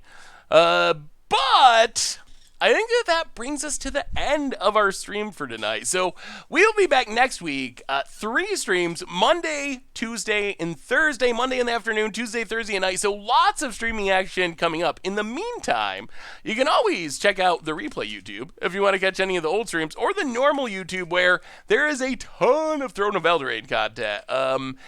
Against the odds yesterday, Happily Ever After. We might play that deck again in the future because that deck was super sweet. There is Commander Clash tomorrow. There is a Throne of Eldraine edition of Much Brew on Sunday. A really super duper ultra cheap budget Magic for Throne of Eldraine Standard on Monday. So keep an eye out for that stuff. Otherwise, one more reminder that our sponsor tonight is Card Kingdom, and if you're looking for some new cards from Throne of Eldraine or any set, you can grab them over at cardkingdom.com. Even grab a Saffron Olive sticker if you were so inclined. I think it was 3-1 overall. I don't remember our record from our earlier games, honestly. I would have to go back and watch the replay. Most importantly, thank you to all of you, everyone who donated, who hung out and chatted and just watched some Magic, had a good time. I hope you have a lovely, wonderful, awesome weekend. If you're magicking, if you're not magicking, whatever you're doing, enjoy it, love it, have a wonderful one. And we will be back on Monday, 2 p.m. Eastern time with another one. So until then, have a wonderful night. I love you all. Thanks again for being awesome, and I will talk to you soon.